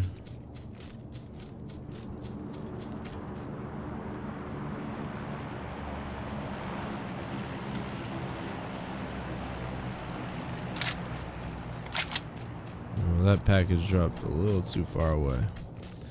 What's up, chat?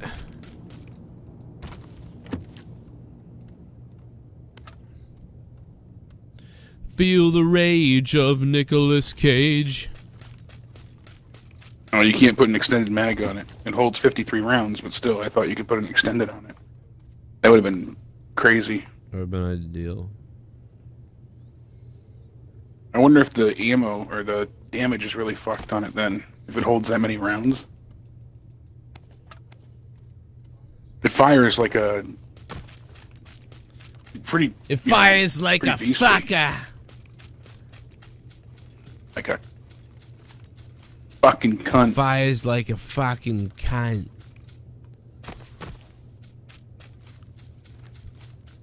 God, these headphones are fucking killing my head. I hate the microphone on these earbuds. Sounds like shit. I hate your cock. Is that you? Near me? No, you're still not near me. Yeah, I can hear you. I heard a shot ring out. Oh.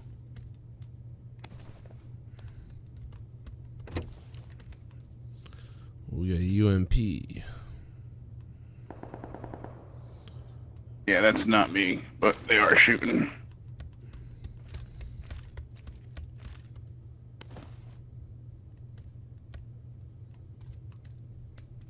Fuck, there's like nothing in here really. God damn it. Ah.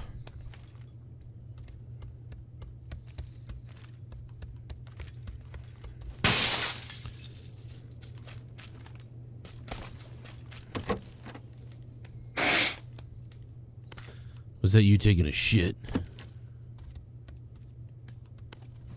It was. Now I don't know if I should fucking cross the river to you. Where's the circle? We're kind of... You're probably gonna have to come to yeah, me. I'll probably come over there. Well, yeah, I gotta come over there. I'm thinking you're gonna have to. You're gonna have to. You're gonna have to. Brock. We got ourselves a 4-scope. Fuck yeah. Nice. I got two scopes. If I put them together, it's a 4-scope. And if I scrape it off, it's a 4-skin. What the fuck? Oh my god. I got a vehicle. I really should have picked up more of that 45 ammo that was back there. I'm a fucking idiot. I just realized that both my guns take it. Is there a bridge that I can get to you? Yeah, there is up ahead. Are you coming over here? I'm gonna come to you. Is that you driving? Yep. I'm gonna drive over to you. Yeah, I'm driving right now. Are you almost here? I'm gonna come to you, then Wow, on you. You're pretty not far away. I too heard close. you. I heard you from all the way over there. That's fucking crazy. Because I was right on the river. Yeah. At first. That was crazy. Yeah, it was loud. I see you. Oh, there's a car over here. I could have drove over there anyway. Yeah, I'm getting shot at from behind. Oh yeah, hold on a minute. So lay low. Oh yeah, shit. Let me put my 4-scope on. From behind you, right? Yeah, it hit me in the ass. You see them anyway? Negative. They were. Oh, I heard something. They were on the road.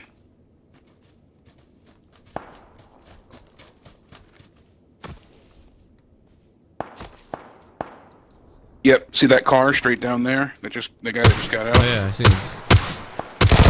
Popped a few shots at me. Heads up, we got someone on us. Got him. Walk away. Get away. Nope. Oh, bike's on fire. Good didn't fucking blow it save up. there, Joe. Didn't Thank blow you. it up. It's on fire. It's gonna blow. Really?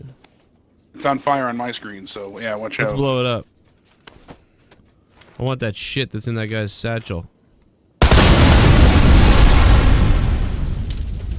If he's got a better scope, let me know. I got a 4 on me. Keep an eye out. Yeah, I'm gonna see if he's got a Keep better an eye out. scope. We just alerted everybody where we are. Yeah. Oh, You got level Jesus. 2 backpack. Cool, I needed that. He's got a 4-scope. That's yours? Fuck, I can't pick it up. Really?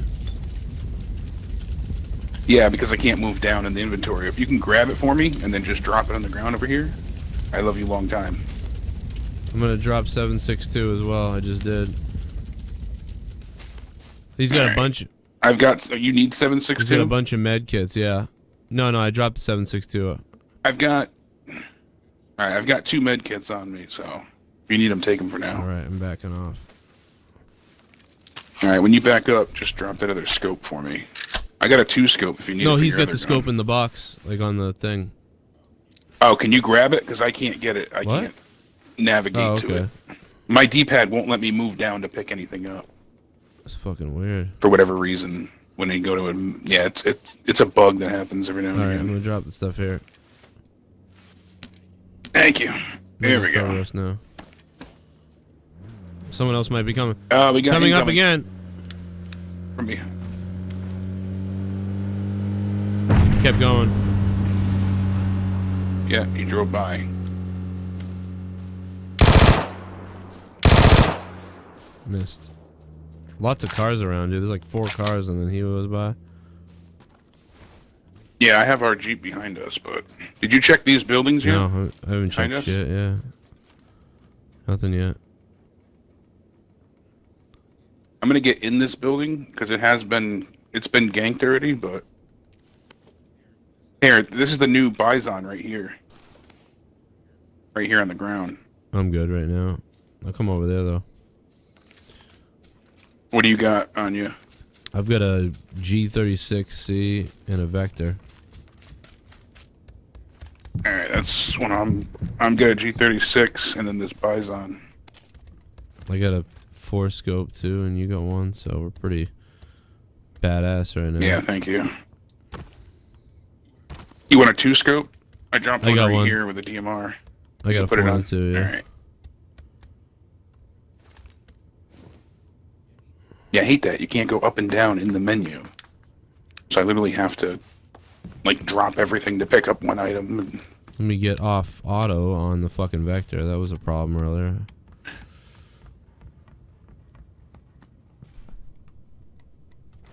Why does it do that? Ooh, I think I just saw someone. Yep, they're over there at that building still. I got a shot on them, kind of. Fuck! That drag thing actually just fucked me up. I gotta turn it down. Holy shit, right stick dead zone? It's 2 dead, yeah. I couldn't quite aim the right way. That was...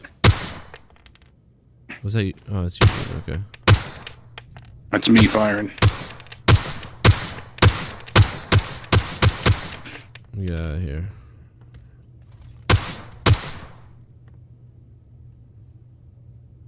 Man, I should have waited. I couldn't shoot because the fucking shit was so fucked up. Oh, we got a guy out here. Oh, wait. I'm keeping eyes on these fucking fools. Let me know if you need help. It's the fucking body. Oh, is it? Fucking idiot. Well, the way it loads sometimes, it flails. So. Oh, it's a rock. It's a fucking rock. What is wrong with me, dude? I hit that guy across the way.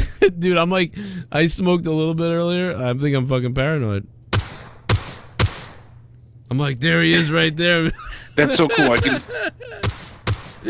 shooting that fucking... I can hear the fucking bullets hitting the wood floor Yeah. now. Dude, I just shot a rock for like 3 minutes. I've got him pinned down in the house. I hit him real good. Alright, I'm gonna run outside. He just threw a grenade out. Just don't walk in front of me. I hit him twice, dead the fuck center mass. I can't finish him off. He just threw the smoke. He's trying to leave in the smoke. I'm gonna move closer to him. He's going out in the smoke right now. He's in the He's smoke. in the smoke? I have no Oh, eyes. grenade Yep, he's grenade in the just came smoke. my way. Another one. There he goes. He's running outside. Downed him. Nice, beautiful. I got the other one in the head. I'm being shot at. Get your back. I don't know. It's real close to you, though. Yes, it is. I'm in the house. Head for the house if you can.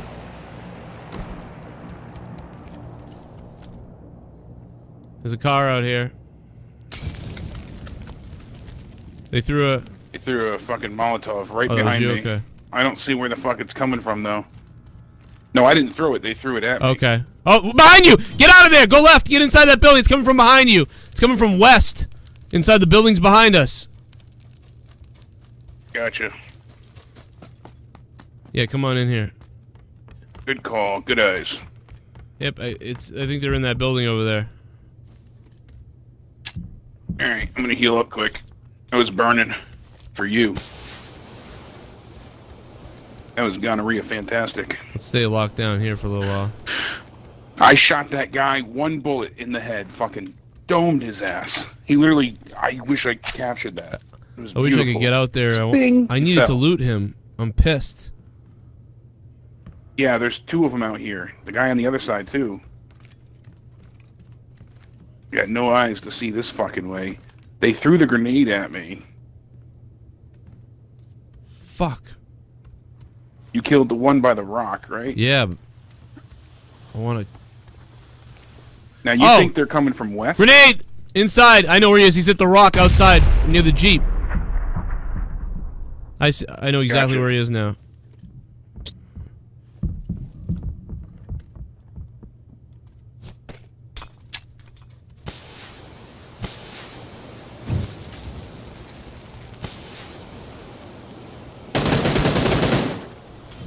I got him distracted. Me too.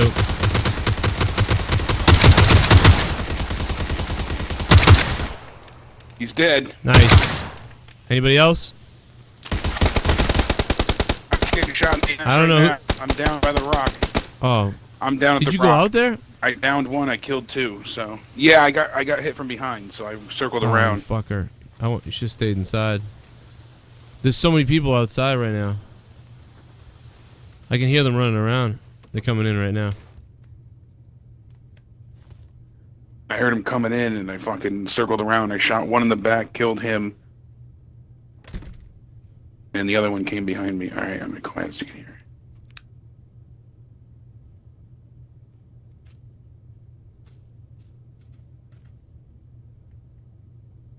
I think he's just outside, or maybe in the house. I'm not sure. I think he's in the house.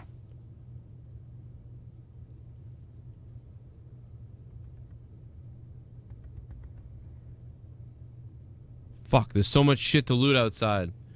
God damn it.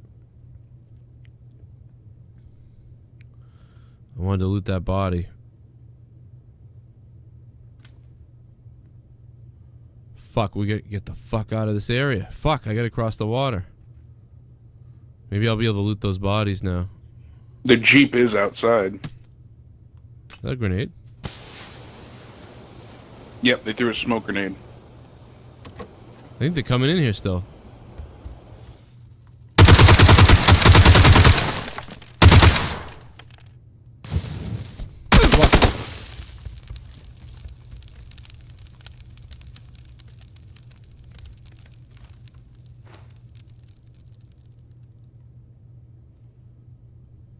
Make sure you reload. Yep.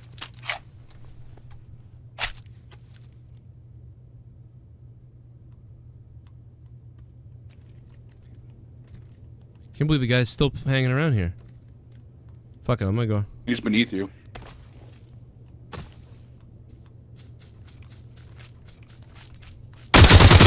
Ah, you motherfucker! Oh. Drive by, motherfucker. I thought you I had thought it. I did too. Damn, that was close. Oh, there's one outside too. One in the window and one Oh outside. wow, it was fucked then. The one that just looted you, there was one you were shooting through the window. There was one behind you. God, that's where I thought he was originally, and then I was like, all right. I mean, they're dumb. He just waited around all that time. I mean, I hope he was loaded. We had to get out of there. I was hoping like they ran for the fucking border already. Oh well. I just figured you're dead. Might as well go and get him. Hell yeah, we fucked up. Go for it. Yeah, we got some kills.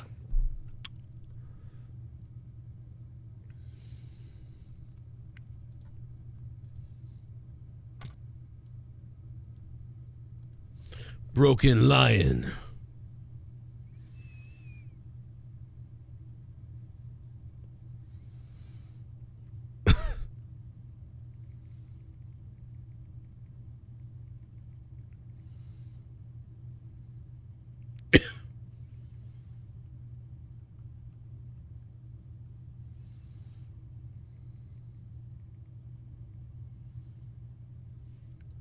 Gotta hit the A button, man.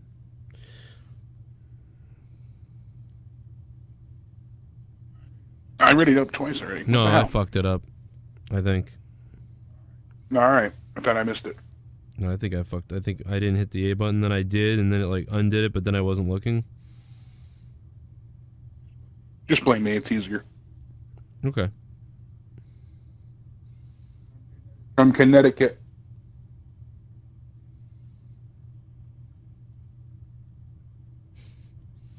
I'm sending Leah sex gifts. I was doing that shit to Courtney earlier. I love that shit. Yeah, so they added a canted sight, which allows you to view the weapon on an angle. They added the Bison. They added a new They added weather a setting on Pison? the Kendi called It's a Moonlight. fucking Pison? Pison. So you can get the nighttime version of this map. You get the supermoon and Aurora Borealis to guide you. Then they give you a level 20 up ticket.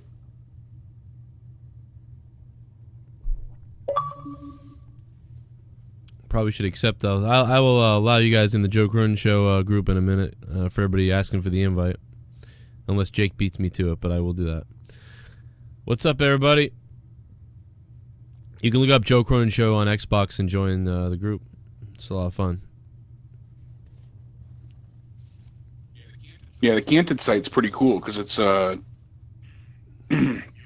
you'll press the X button while aiming down the scope, Joe. Yeah. To switch your sights. So it goes from ACOG, like 4-scope, to a red dot. Damn. That's kind of cool. I got to learn how to do that stuff better. I barely ever utilize those things. Well, that's only for that canted sight. Oh, That's a new okay. ADS sight. But still, even the old ones, They decrease though. the damage transferred to helmets and vests. Yeah, the old ones. I don't I'm even not do great those at. well, yeah. Throwable weapons have smaller trajectories and holes. Oh, nice. We got the nighttime version. Yeah, this is weird. Cool. Never seen this. Yeah, they just added it today. That's what added a bunch of performance things. Where do you want to go?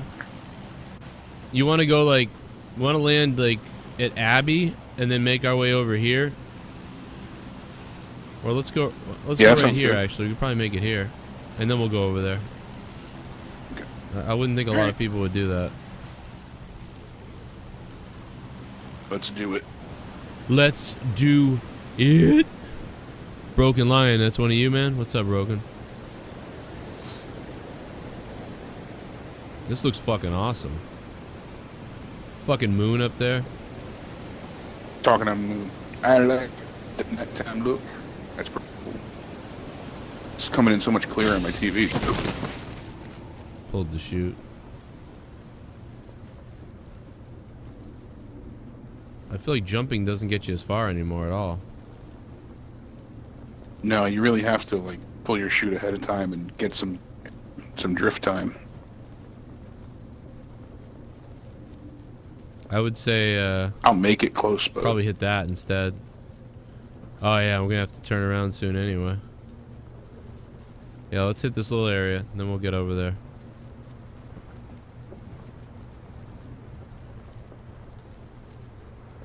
Super Chat. Super Chat.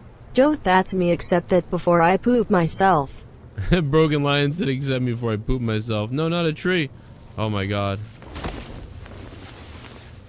Broken Lion with the $2. What's up, Broken? We got somebody driving over here. Load up already in case they come in here. yes, we do. I think they're driving by. I got a pistol. Yeah, they drove by.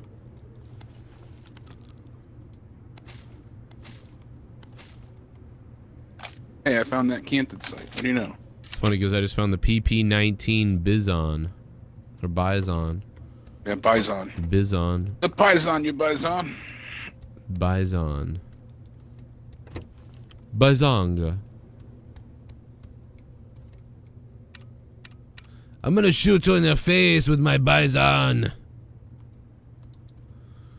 You want to fuck with my wife? I'm going to fuck off your wife. I got a scope for you. It's a 2X, I believe, in here. I got a red dot, but that's it so far. Oh, we got a second helmet. Yeah. Oh, you have to add a scope to it, I guess. Really? Oh, that's how it works.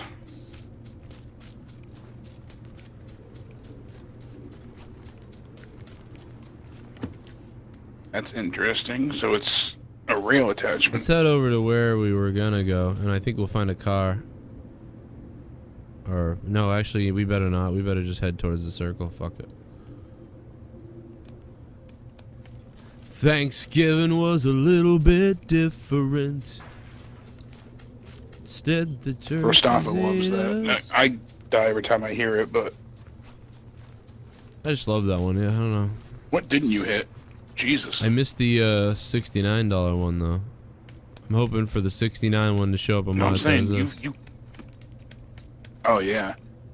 I'm saying with all the houses though, you cleared everything. Oh yeah, I ran through pretty quickly. Yeah, I fucked you over. I'm too picky. No. I'm just. I don't even have a backpack. I don't even know how I carried all this shit. You can't even shoot. You just got your arms full. Yeah, I look ridiculous. Jake, hold on.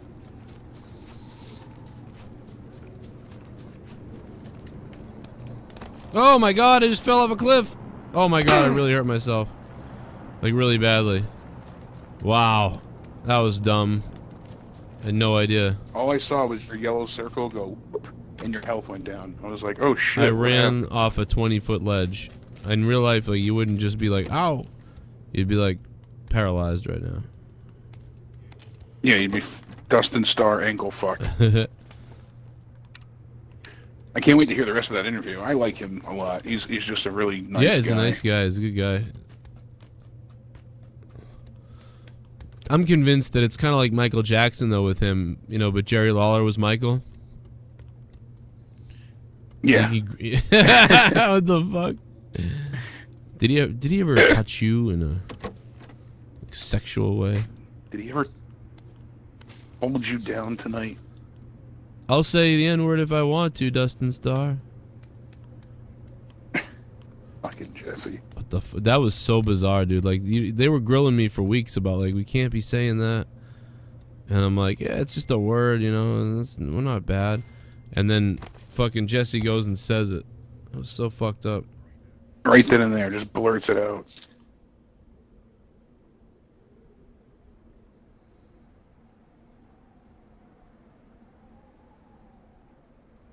Holy shit. I found a level 3 vest. That never happens.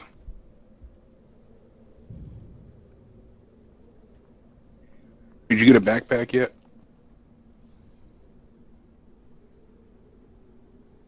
No, yeah, I did get one. Okay, good.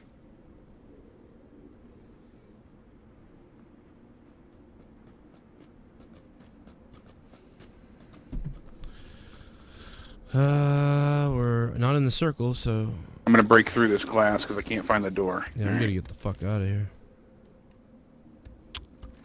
I need ammo desperately. Yeah. I don't have much for guns and shit. I got a G36 and I got an AKM. I just got the text from Leah, everybody. I must go.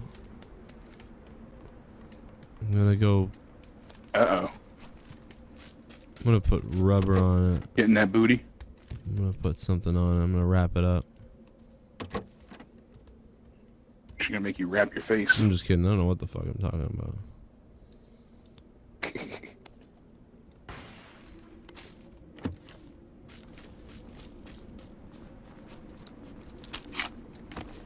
I'm on your left. Right, I thought that was you, but I was like, wait a minute. Well, that window wasn't broken. Oh, someone's either been in here or isn't here. Or there's no windows and I'm just crazy. Level 3 vest right where I'm standing right now. Wow, that's awesome. Come grab it. You don't have one? I have a level 3 vest. Wow. Fuck, you find another one.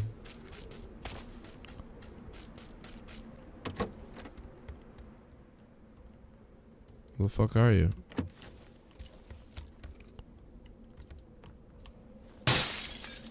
Yeah, jump out and then come in this building here. Go to your right. In that room there. Oh. There you go. We gotta get out of here. Oh, here comes people.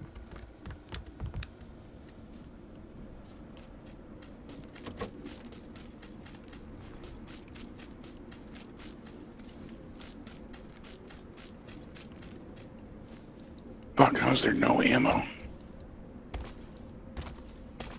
Why can't I climb Need a this scope? fucking rock? Yeah, I got scopes. Well. Alright. I got a hollow, actually. I got a 2X I'll if you take need the it. 2X, yeah, probably in a minute.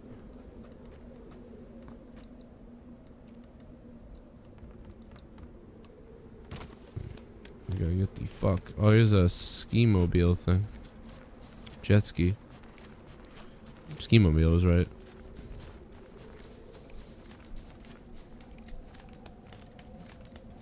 Oh, there's no ammo anywhere. Hit these houses over here.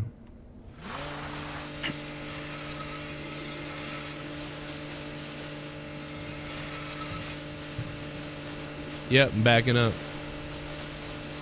Woo. Yep. I'm coming.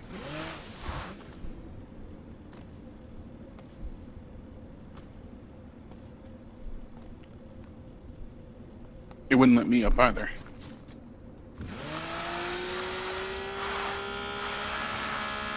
That's sweet. It even leaves a fucking trail in the snow. Here's where to find us.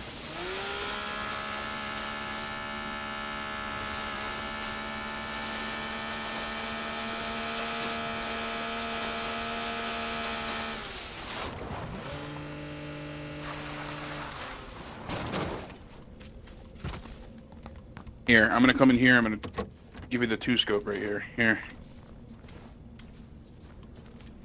There you go. You need any first aid kits? I don't have any, I know that. Alright, here. Alrighty. Let's see what else is here. Here, I dropped painkillers for you too. Oh, cool. Sorry. Let me get out of the doorway. Good. Go for it. I'm gonna check that other house up here. Oh, there's a fucking 3 scope in here. Level 2 backpack if you don't have one. Nice. I have one myself, thank you.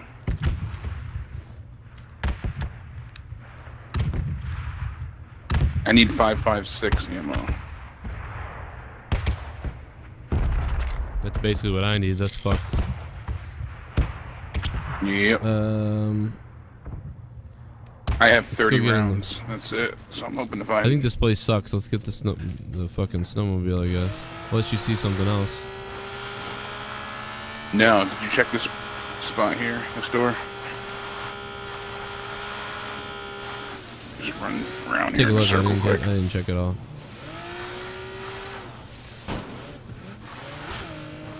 Nothing. Not a fucking drop of anything. Car's coming. Just drove past us. Oh, my aim is way off. Let's get in. Get in. Shit. You're done. Where are we going? Could be people everywhere we go now. You want to check these buildings or no? Yeah, let's hit these.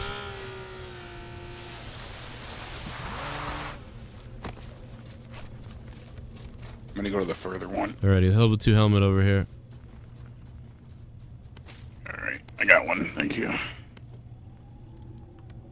Level 2 backpack, you said you got. Tommy gun.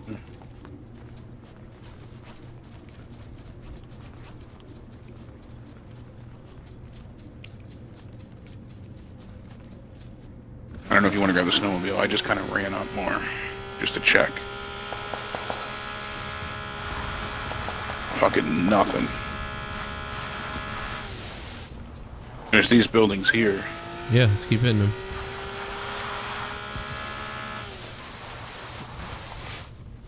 They look like they've been Yeah, they do look hit, good. I think.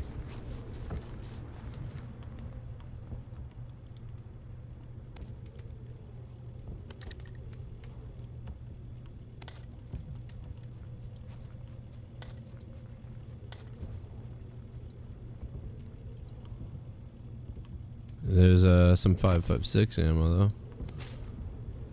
I got. There you go. I know you need it.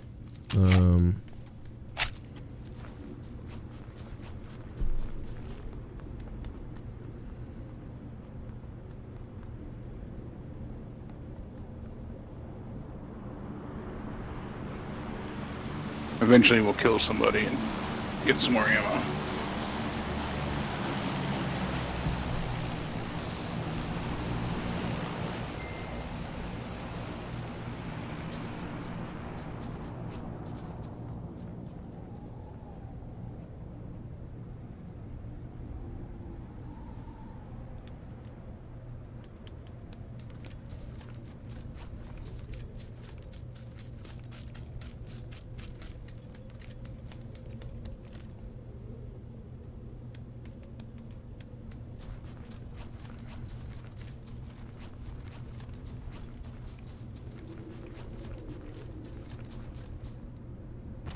That's right.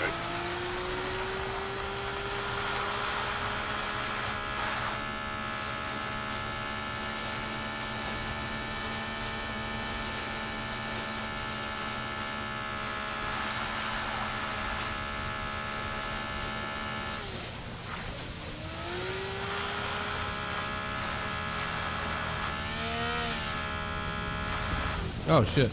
I ghosted. Alright, let's go up on here quiet. I hear a car. Quiet, says you. I'm all about noise, baby. Noise, noise, noise. I hear gunfire to the north.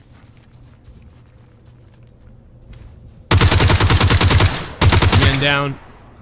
Shot a guy who was looting. Keep an eye out. There's a guy inside the building here. Yep. Threw a smoke bomb at him. He's inside the building still. I got nice. him. I think we got both of them then. It was looting somebody outside. There could be one more maybe remaining.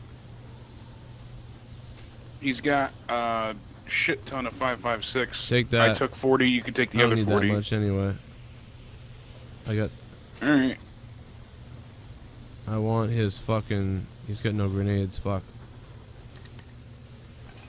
All right, I'm gonna go watch outside. There could be some more fucking dancing to go on.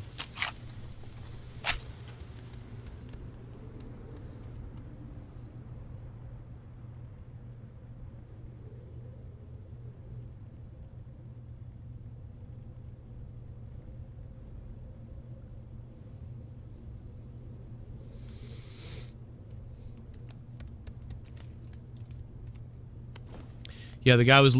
That was beautiful. You cleared one. I cleared Yeah, the that was other. cool. The guy I shot outside was looting somebody. So I'm gonna go out there and see if I can loot that guy now. I don't see anybody else out That was there. good teamwork, baby. You literally had a great call out there, honestly. Yeah, I wasn't gonna.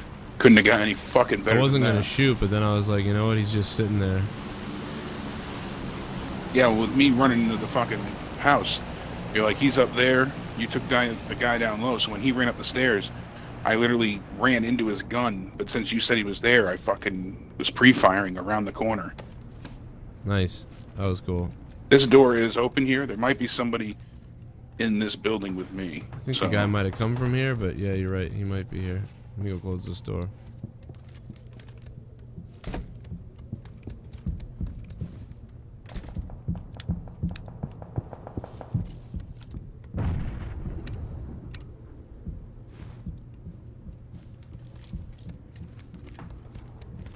I don't want to gamble, you know? Fucking. Yeah. We're in the thick of it right now. We got a good spot, though. I mean, we can hold here for a little bit.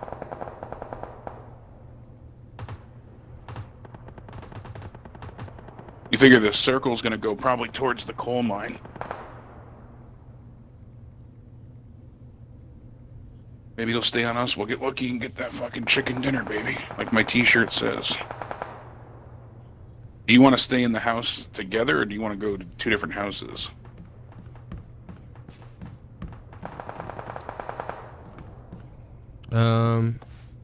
It's up to you. Oh yeah, we should probably drift towards more of the middle here.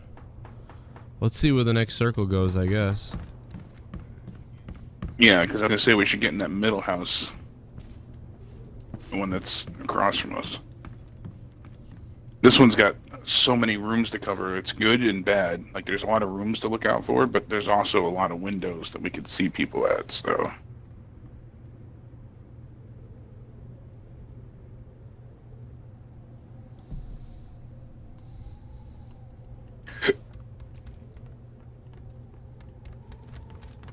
Does my gun flip? Look at my character really quick.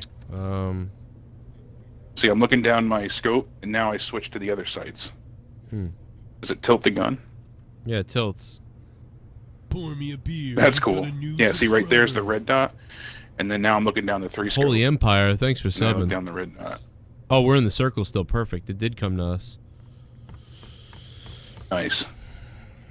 Do you want the candid sights? I have extra. No, I'm okay. I dropped them on the ground. Try it. It's pretty fucking cool. It's nice because you can go red dot up the stairs and then use the 3 scope or 2 scope, whatever the fucking. Oh yeah, let me put it on this gun. Yeah, my fucking G36C is loaded. Holy fuck, is it loaded? Yeah, I see you got lasers and.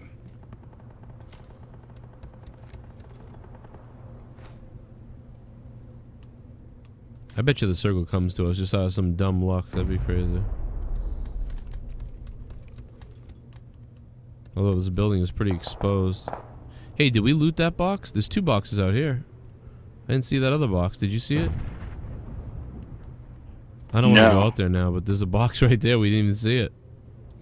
Oh yeah, around there. Yeah, that guy must have killed his buddy, then he killed him. I'll go check it if you want to cover me. Risky, but I can go right down the stairs to the back. Oh, is there another one? There's another box beyond the distance again. After that one, there's another one 50 feet away north of it. I'll cover you there. Energy drinks, painkillers, a shit ton of fucking I can't cover ammo. your back though, is the only thing. So if you get shot at all, you need to run into that area. Wow. That's crazy.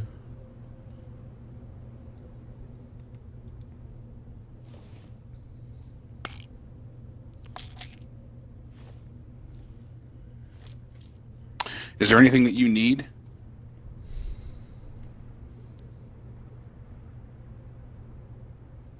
Oh,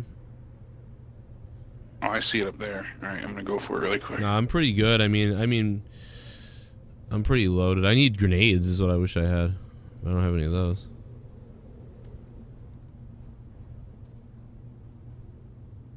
Fucking 24 people alive.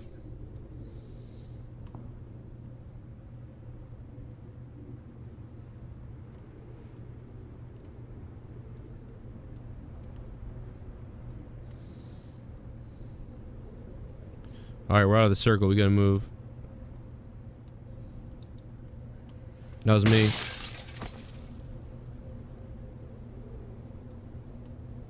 You grabbed everything, huh?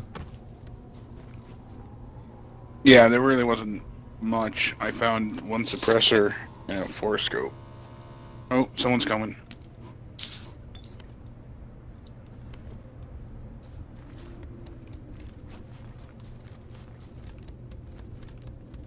I got the circle marked. We gotta run to that. Gotta get going. Now. Yeah, I'm coming. Oh, yeah. I wanted to pop energy drink, but I'm coming. Careful, there's a big rock. There's a big ridge over there. I'm coming. There's an energy drink right here. Yeah, I've got some. I just wanted to drink one quick, so. I couldn't pick it up. I was full. I'm popping it now. Could be people in this house right here. Yep, there's people in this house right here. Shit. Oh, shit! Fuck! Behind us! Fuck! Where behind us? I don't know. Came from behind, though, definitely. Fuck! We're in the woods. Be careful, you're gonna come up on them.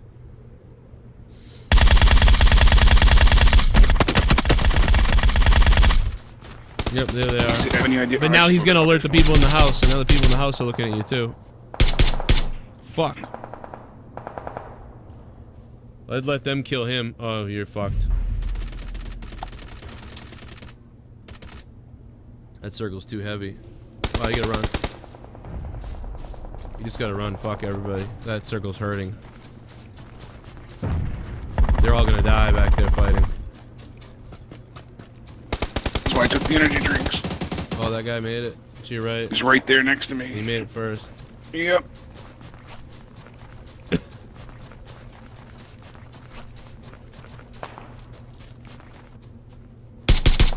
Fuck yeah, he fell down the hill like a bitch. Guy in front of you! He's right in front of me. I saw him too. I went to go zoom in. Oh man, motherfucker. That was shitty running the circle, but at least we got some kills out of it. It was good. Yeah, huh? What a fucked up night. Well, fuck it, man. Jake, I'm gonna take off. Leah's yelling at me now, like, what the fuck? Get up here. All right, baby. Hope we can play more this message week. me tomorrow and yeah, let me know what you're doing for Throwdown and we'll fucking shoot some shit. All right, bro. Good night. Last week we didn't get to, but shoot me a message. Good night, Jakey. All right, I want baby. your dick. Chat, stay sexy, guys. Thank you. Nice try, baby. It's yours. Guys, that was fucking terrible tonight, kind of. But kind of fun at the same time. I gotta get the fuck out of here because I'm getting yelled at by Leah to get up and smash. Thanks to everybody that donated. Love you guys. I gotta come back down and do some work after this. But appreciate it. Love y'all. Good night. Good ones. Good hard ones. And so long to the rainbow and beyond.